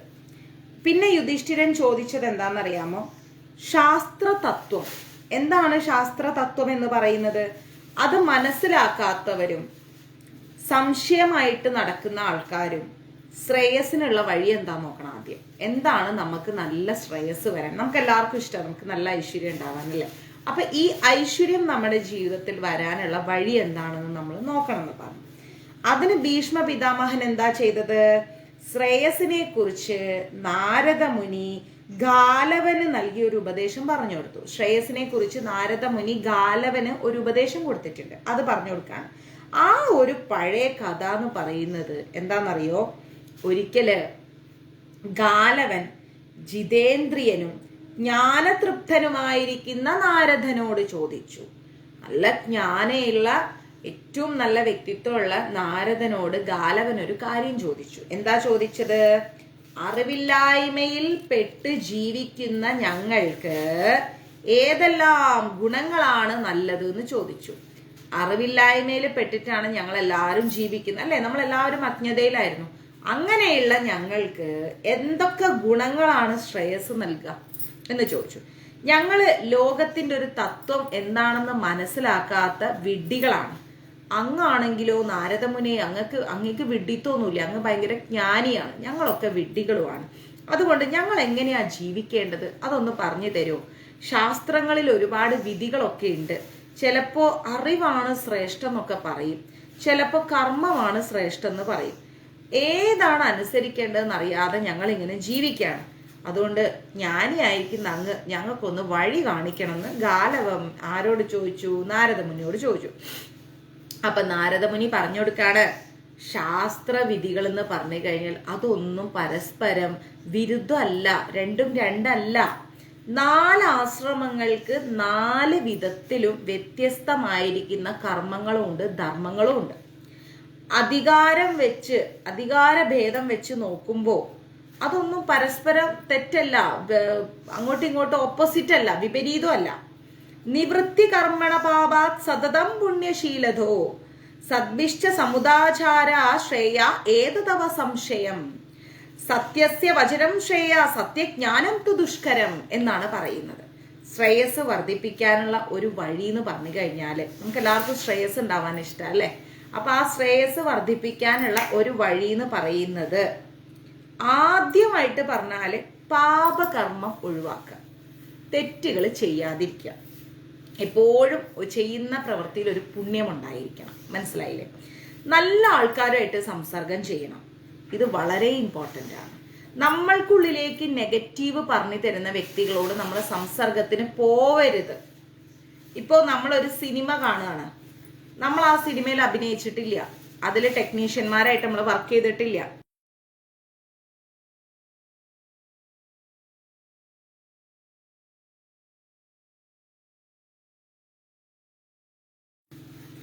അപ്പോ നമ്മളിപ്പോൾ ആ സിനിമയിൽ അഭിനയിക്കുന്നുമില്ല, ആ സിനിമയിൽ വർക്ക് ചെയ്യുന്നുമില്ല. പക്ഷേ ആ സിനിമ നമ്മൾ കണ്ണുകൊണ്ട് കാണുന്നു, കാതുകൊണ്ട് കേൾക്കുന്നു ഡയലോഗ്സ്. നമ്മുടെ മനസ്സിൽ അത് തങ്ങി നിൽക്കുന്നില്ലേ? തങ്ങി നിൽക്കുന്നുണ്ടോ ഇല്ലേ? ഏറ്റവും സിമ്പിളായിട്ട് പപ്പയുടെ സ്വന്തം അപ്പൂസ് എല്ലാവരും അത്യാവശ്യം കണ്ട സിനിമയാണ്. പെട്ടെന്ന് നിങ്ങളുടെ മനസ്സിലേക്ക് ആരമുഖ ഓർമ്മ വന്നു? മമ്മൂട്ടി, ആ ചെറിയ കുട്ടി, ശോഭന, ആ തോണിയിൽ ഇങ്ങനെ പോകുമ്പോൾ പാടുന്ന പാട്ട്, മമ്മൂട്ടിയുടെ മടിയിൽ കിടക്കുന്ന ആ ചെറിയ കുട്ടി. ചിന്തിച്ചു നോക്കൂ, കുറെ സ്വീക്കൻസ് ഓർമ്മ വന്നു. എത്ര നാള് മുമ്പേ കണ്ട സിനിമയാ? ചിന്തിക്കൂ. അപ്പോ ആ കാണുന്നതും ആ കേൾക്കുന്നതും നമ്മുടെ ഉള്ളിൽ തങ്ങി നിൽക്കുന്നുണ്ട്. നമ്മൾ അവരുമായിട്ട് ഇടപെട്ടിട്ടില്ല, അവരാരെയും കണ്ടിട്ടില്ല, അവരോടുകൂടെ ജോലി ചെയ്തിട്ടില്ല, ഒന്നുമില്ല. ഒരു 2.5-3 മണിക്കൂർ നമ്മൾ കണ്ട ഒരു സംഭവം, കേട്ട ഒരു സംഭവം, അതാണ് നമ്മുടെ ഉള്ളിൽ അത്രയും തങ്ങി നിൽക്കുന്നത്. അപ്പോൾ നമ്മൾ ഓരോ വ്യക്തികളുമായിട്ട് ഇടപെടുമ്പോഴോ അവര് സജ്ജനങ്ങളല്ല എങ്കിൽ എന്താ ഉണ്ടാവുക?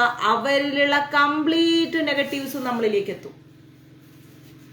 ആ ഒരു നല്ല വ്യക്തി അല്ലാത്ത ഒരു വ്യക്തി, ഉള്ളിൽ നെഗറ്റീവ്സ് സൂക്ഷിക്കുന്ന ഒരു വ്യക്തി നമ്മളോട് സംസാരിക്കുമ്പോൾ അത് ഈ ഫോണും ചെവിയിൽ വെച്ച് കേട്ടിരിക്കുകയാണല്ലേ, അവരെ വാട്സപ്പ് ചാറ്റ് ചെയ്തുകൊണ്ടിരിക്കുകയാണെങ്കിൽ ഓട്ടോമാറ്റിക്കലി ഇന്ദ്രിയങ്ങൾ അത് ക്യാച്ച് ചെയ്യും. ആ സിനിമ എങ്ങനെ നമ്മളുടെ ഇന്ദ്രിയങ്ങൾ ക്യാച്ച് ചെയ്തോ അതേപോലെ നല്ലതല്ലാത്ത വ്യക്തികളോടുള്ള ചാറ്റിങ്ങും നല്ലതല്ലാത്ത വ്യക്തികളോടുള്ള സംസാരവും ഇടപഴകലും എല്ലാം നമ്മളിലേക്ക് അവരുടെ നെഗറ്റീവ്സ് ക്യാച്ച് ചെയ്യും. ആവശ്യമുണ്ടോ? ഇതിന്റെ വല്ല കാര്യമുണ്ടോ? അത്ര നാളും അമ്പലത്തിൽ പോയതും പൂജ ചെയ്തതും പ്രാർത്ഥിച്ചതും വഴിപാട് ചെയ്തതും ജപിച്ചതും എല്ലാം ഇല്ലാണ്ടാവും. സത്യമായ കാര്യമാണ്. അതുകൊണ്ടാണ് മഹാഭാരതത്തിലും ഗീതയിലും ഭാഗവതത്തിലൊക്കെ സജ്ജന സംസർഗം സജ്ജന സംസർഗം സജ്ജന സംസർഗം എന്ന് പറഞ്ഞു തരുന്നത്. നല്ല വ്യക്തിത്വങ്ങളുമായിട്ട് നമ്മൾ സംസർഗത്തിൽ ഏർപ്പെടണം. ഒരാളെ കുറിച്ച് മറ്റൊരാളെ കുറ്റം പറയുന്ന വ്യക്തികളുമായിട്ട് നമ്മൾ ഇടപെടേ ചെയ്യരുത്, ഒരിക്കലും ഇടപെടരുത്. കാരണം എന്താ അറിയോ? ആ വ്യക്തികൾ മഹാകള്ളന്മാരായിരിക്കും. അവരെന്നിട്ട് ഒരാളെ കുറിച്ച് കുറ്റം പറഞ്ഞിട്ട് അവരെ മുന്നേ അവർ നല്ലവരായി നിൽക്കും. ഈ നടുക്ക് നിന്ന് കേൾക്കുന്ന വ്യക്തിയാണ് അപരാധിയാവുന്നത്. അപ്പൊ അങ്ങനെയുള്ള കാര്യങ്ങൾക്കൊന്നും നമ്മൾ എന്ത് ചെയ്യരുത്? ഇടപെടരുത്. അപ്പൊ നമുക്ക് എന്തുണ്ടാവില്ല? ശ്രേയസ് ഉണ്ടാവില്ല. സത്യം പറയുന്നത് ശ്രേയസാണ്. നമ്മൾ സമാധാനമായിട്ട് സത്യമായിട്ട് ഉള്ള കാര്യം, അത് ഒരാൾക്ക് വിഷമമുള്ള കാര്യമാണെങ്കിൽ എന്ത് ചെയ്യുക?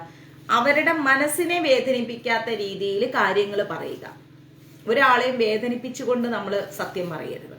വേദനിപ്പിക്കാത്ത രീതിയിൽ നമ്മൾ എന്ത് ചെയ്യുക? സത്യങ്ങൾ പറഞ്ഞ് അങ്ങനെ ജീവിച്ചു പോവുക. സത്യജ്ഞാനവും ശ്രേയസ്സുമാണ്. മനസ്സിലായി? സത്യം എന്ന് പറഞ്ഞാൽ ജ്ഞാനമാണ്, അറിവാണ്, ശ്രേയസ്സാണ്.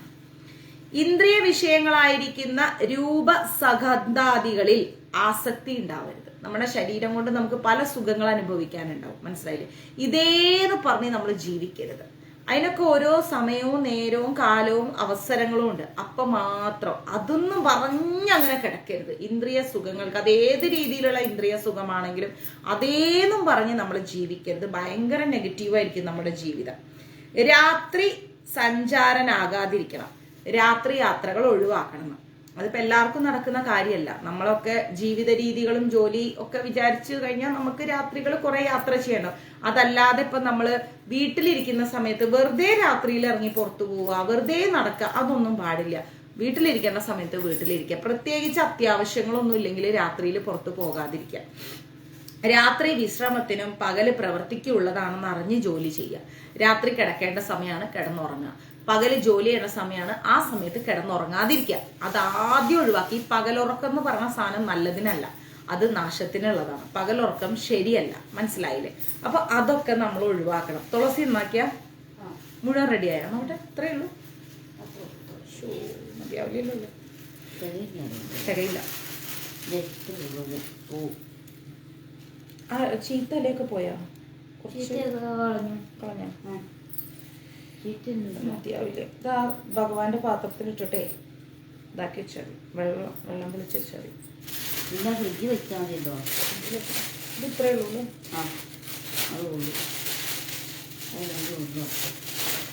കറുകപ്പുല്ലോ ഒരു കെട്ടുണ്ടായിരുന്നു. കറുകപ്പുല്ല് ഉണ്ടാവും. അപ്പോ നമ്മൾ എന്ത് ചെയ്യാ? മനസ്സിലാക്കാം, നമ്മൾ പകൽ ഉറങ്ങാൻ പാടില്ല. ഒരു കുറച്ചൊക്കെ വേണമെങ്കിൽ 1 മണിക്കൂറൊക്കെ നമുക്കൊരു ലേശം കിടന്നു. ചില വ്യക്തികളുണ്ട് രാവിലെ തോന്നിയ സമയത്ത് എഴുന്നേക്കുക, കുറേ നേരം കിടന്നുറങ്ങുക. അത് ശരിയല്ല. നമ്മുടെ ആ ഉറക്കത്തിനെ നമ്മൾ ആദ്യം ജയിക്കണം എന്ന് ശ്രീല പ്രഭുപാജി നമ്മളോട് പറഞ്ഞിട്ടുണ്ട്. പിന്നെയോ അന്യമായിരിക്കുന്ന ആൾക്കാരെ നിന്ദിച്ച് താഴ്ത്തിക്കെട്ടി നമ്മൾ വലിയ സംഭവമാവാൻ വേണ്ടി ശ്രമിക്കരുത്. ചില ആൾക്കാരെ ഞാൻ കണ്ടിട്ടുണ്ട്, ഓപ്പോസിറ്റ് നിൽക്കുന്ന വ്യക്തികളെ താഴ്ത്തിക്കെട്ടി പറയും വളരെ മോശമാണെന്ന്, നിന്നെക്കൊണ്ട് ഒന്നിനും കൊള്ളില്ല എന്നിങ്ങനെ താഴ്ത്തി കെട്ടിക്കൊണ്ടേയിരിക്കണം. എന്നിട്ട് നമ്മളെന്തോ വലിയ സംഭവമാണ് എന്ന ഭാവത്തിൽ നിൽക്കുന്ന ചില വ്യക്തികളുണ്ട്. അതും പാടില്ല. നമ്മൾ നമ്മളെ തന്നെ പൊക്കി പറയാൻ പാടില്ല. ഞാൻ അങ്ങനെയാണ്, ഞാൻ ഇങ്ങനെയാണ്, ഞാൻ ഇതാണ്, ഞാൻ അതാണ്. ഈ ആത്മപ്രശംസ എന്ന് പറയുന്നത് വേസ്റ്റാണ്. അത് ആത്മഹത്യയേക്കാൾ കൂടുതൽ വേസ്റ്റാണെന്ന് നമ്മൾ മനസ്സിലാക്കണം. അന്യന്മാരിൽ കാണുന്ന നന്മ, ഗുണം അതെപ്പോഴും നമ്മൾ അംഗീകരിക്കണം. എല്ലാവർക്കും ഒരു ഗുണമുണ്ട്. ആരും ഈ ഒരു ലോകത്തിൽ ഒരു കഴിവില്ലാതെ ജനിച്ച ഒരു വ്യക്തികളുമില്ല. എല്ലാവർക്കുള്ളിലും കഴിവുകളുണ്ട്. എന്തെങ്കിലുമൊക്കെ കഴിവ് എല്ലാവരുടെ ഉള്ളിലും ഉണ്ടാവും. മനസ്സിലായില്ലേ? അപ്പോൾ അങ്ങനെയുള്ള ഏതൊരു വ്യക്തിയുടെ കുറ്റം കണ്ടുപിടിക്കുന്നതിനേക്കാളും മുമ്പേ അവരിലുള്ള ഒരു നന്മയെ അംഗീകരിക്കുക, ഒരു നല്ലത് പറയുക. അതൊക്കെ എത്ര സന്തോഷമുള്ള കാര്യമാണെന്ന് അറിയാം. ഇതൊക്കെ നമ്മൾക്ക് എന്താ ഉണ്ടാക്കി തരിക? നല്ല കീർത്തി ഉണ്ടാക്കി തരും. നമുക്ക് നല്ല ഒരു ഐശ്വര്യം നമ്മളിൽ ഓട്ടോമാറ്റിക്കലി വർദ്ധിക്കും. ചോദിക്കാതെ ആരോടൊന്നും പറയരുത്. നേരെ ചാടിക്കയറി ഒരാളോട് അങ്ങോട്ട് പറയാം, അതൊന്നും ശരിയല്ല. അവരോട് ചോദിക്കുക, ഇപ്പം ഫ്രീ ആണോ, ഞാനൊരു 5 മിനിറ്റ് പറഞ്ഞോട്ടെ, ഇങ്ങനെയാണോ ഇത് എന്ന് നമ്മൾ ചോദിച്ച് അവരോട് അനുവാദം വാങ്ങിയിട്ട് ഒരാളുടെ വസ്തു ഉപയോഗിക്കുക, അല്ലെ അവരോട് അത് പറയാം. അന്യായമായി സംസാരിച്ചാൽ അതിന് മറുപടി കൊടുക്കരുത്. അനാവശ്യമായിട്ട് സംസാരിക്കുകയാണെങ്കിൽ അവർക്ക് മറുപടി കൊടുക്കുകയും ചെയ്തു. ചില വീടുകളിൽ കണ്ടിട്ടുണ്ട്, അമ്മായിയമ്മ 1 പറയും, മരുമകൾ 2 പറയും, മരുമകൾ 2 പറയും, അമ്മായിയമ്മ 4 പറയും, 4 പറയും 8 പറയും, 8 പറയും 16 പറയും. ഇതൊന്നും വേണ്ട. അനാവശ്യമായിട്ടുള്ള ഒരു മറുപടിയും കൊടുക്കണ്ട. മിണ്ടാണ്ടിരിക്കുക. മൗനം വിദ്വാന ഭൂഷണം. എത്ര നിശബ്ദത പാലിക്കുന്നോ അത്രയും നമ്മുടെ ജീവിതത്തിൽ നമുക്ക് സമാധാനം ഉണ്ടാവും. മനസ്സിലായില്ലേ?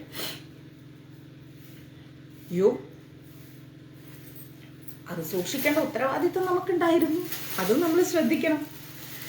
അജ്ഞാനി ആയാലും ജ്ഞാനി ആയാലും ബുദ്ധിമാനായാലും വലിയ ആളാണെന്നുള്ള ഭാവത്തിലിരിക്കരുത്. ഒരു വിഡ്ഢിയുടെ പോലെ അവിടെ ഇരുന്നു, ഒരു മൂടന്റെ ഭാവത്തിലിരുന്നു. ചില ആളുകളെ ഞാൻ കാണാറുണ്ട്. എങ്ങനെയാണെന്നറിയോ? അവർക്ക് കുറച്ച് എന്തെങ്കിലുമൊക്കെ അറിയും. ഇപ്പം മൂകാംബിക അമ്പലത്തിലൊക്കെ പോയപ്പോഴേ 1-2 പേരുണ്ട്, പേരെടുത്ത് പറയുന്നില്ല കേട്ടോ. അവരെങ്ങനെയാണെന്നറിയോ? നമ്മൾ ക്ലാസ് ഒക്കെ എടുക്കുന്നത് അവർ കണ്ടിട്ടുണ്ട്. അപ്പോൾ അവര് നമ്മളിരിക്കുന്നിടത്തേക്ക് വരും. അപ്പോൾ നമ്മളിരിക്കുന്ന ജപിക്കുന്ന ഒരു സ്ഥലമുണ്ട്. അവിടെ കുറേ ആൾക്കാരിങ്ങനെ വൈകുന്നേരം ശിവേലിയൊക്കെ ആകുമ്പോൾ ഒരു 6-7 പേരൊക്കെ ഉണ്ടെന്ന് കരുതാം. അപ്പോൾ അവിടേക്ക് വരും. എന്നിട്ട് നമ്മളോട് വയ്ക്കും, എന്താ വായിക്കുന്നത്? നമ്മൾ പറയും ലളിത സഹസ്രനാമ അല്ലെ ദേവി മഹാത്മ്യ. പിന്നെ അതേക്കുറിച്ച് അങ്ങോട്ട് വാചാലതയാണ്, ഭയങ്കര വാചാലത. അപ്പോൾ ആദ്യമൊക്കെ ഞാനും ദിവ്യമാതാജി അത്ഭുതത്തോടെ ഇത് കേട്ടു നിന്ന്. പിന്നെ ഞാൻ ദിവ്യമാതാജിയോട് പറഞ്ഞു, മാതാജി ഒരു കാര്യം ശ്രദ്ധിച്ചു, നമ്മൾ ഒറ്റയ്ക്ക് ഇരിക്കുകയാണെങ്കിൽ ഈ പറയുന്ന ആൾക്കാരൊന്നും വരൂല, അവരാ വഴി ഒന്ന് അങ്ങോട്ട് പോകും. നമ്മളെ ചുറ്റിനും ഒരു 5-6 പേരിരുന്ന് വായിക്കുകയാണെങ്കിൽ ഈ ഇരിക്കുന്ന വ്യക്തികൾക്ക് മുമ്പിലും ഈ പറയുന്ന ആൾക്കാർ വലിയ ജ്ഞാനികളാണെന്ന് കാണിക്കാൻ വലിയ പ്രസംഗമായിട്ട് വരും. ആ മാതാജി പറഞ്ഞു, ആണോ? ഞാൻ പറഞ്ഞു, ശ്രദ്ധിച്ചാൽ മതി. അപ്പോൾ സംഭവം സത്യ. ഒരു 8 പേര് 10 പേരായിട്ട് ഇരിക്കുകയാണെങ്കിൽ ഓടി വരും. നമ്മൾ 2 പേരോ ഒരാളോ ഇരിക്കുകയാണെങ്കിൽ വരില്ല, കണ്ട ഭാവം അടിക്കില്ല, തലയും കുനിച്ചോണ്ട് പോകും. അങ്ങനെയുള്ള വ്യക്തികളും ഉണ്ട്. ഇതെന്തിനാന്നറിയാം? അവരെന്തോ വലിയ ജ്ഞാനികളാണ് എന്ന ഭാവം കാണിക്കാൻ. ഇതുകൊണ്ടൊന്നും ഒരു കാര്യമില്ല. അതേസമയം അറിയുന്ന വ്യക്തികൾ എങ്ങനെയാണെന്നറിയോ? വളരെ നിശബ്ദമായി അവരെന്തെങ്കിലും ചോദിച്ചാൽ ആ ചോദിച്ചതിനൊരു മറുപടി പറഞ്ഞു. ഭയങ്കര വാചാലത ആവില്ല വിവരമുള്ള വ്യക്തികൾ. അവര് അവരുടേതായ ഒരു ലോകത്ത് ഇങ്ങനെ ഇരിക്കും. നമ്മൾ ചോദിക്കുന്നതിന് മറുപടി കൊടുക്കും. അങ്ങനെ നമ്മൾ അറിവുണ്ടെങ്കിലും മൂഢന്മാരെ പോലെ ജീവിക്കണം. പൂജ്യന്മാരെ പൂജിക്കുന്നതിൽ മടി കാണിക്കരുത്. പൂജിക്കേണ്ട വ്യക്തികളെ നമ്മൾ പൂജിക്കുക തന്നെ ചെയ്യണം. അതൊരു കുട്ടിയായാലും ശരി, ഒരു വലിയ ആളായാലും ശരി, ഒരു തെരുവിൽ കിടക്കുന്ന വ്യക്തിയായാലും ശരി, അവരാ ഒരു അർഹത ഉണ്ട് എങ്കിൽ അവരെ നമ്മൾ കൈയെടുത്ത് കുമ്പിടുന്നതിൽ ഒരു തെറ്റുമില്ല. ഞാൻ എൻ്റെ കാര്യമാണ് പറയുന്നത്.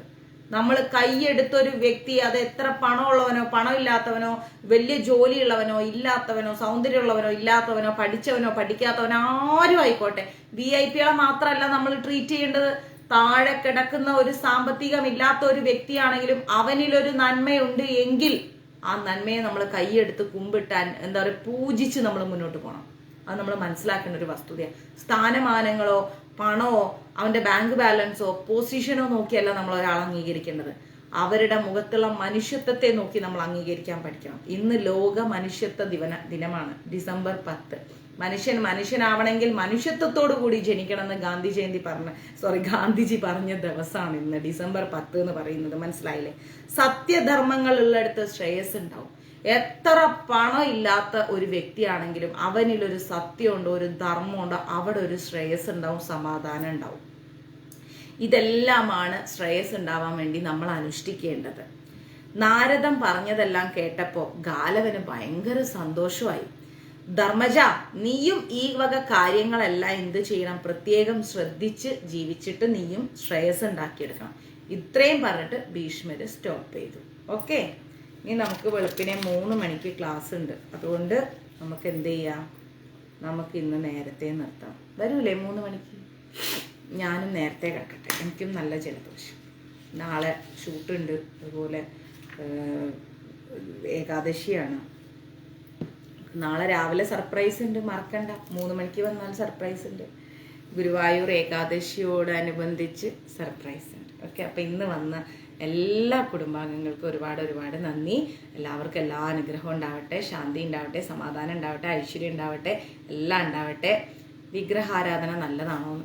വിഗ്രഹാരാധിക്കുന്നതിന് ഇപ്പം എന്താ കുഴപ്പം? നമ്മളെന്താ പെന്തക്കോസ്തോ? വിഗ്രഹാരാധിക്കാൻ പാടില്ല എന്ന് പറയാം? നമ്മൾ ഹിന്ദുക്കളല്ലേ? അത് ശരി. പിന്നെ അമ്പലങ്ങളിലൊക്കെ വിഗ്രഹാരാധനയല്ലേ? അങ്ങ് ഏത് സഭയിൽ പോയി കൂടി?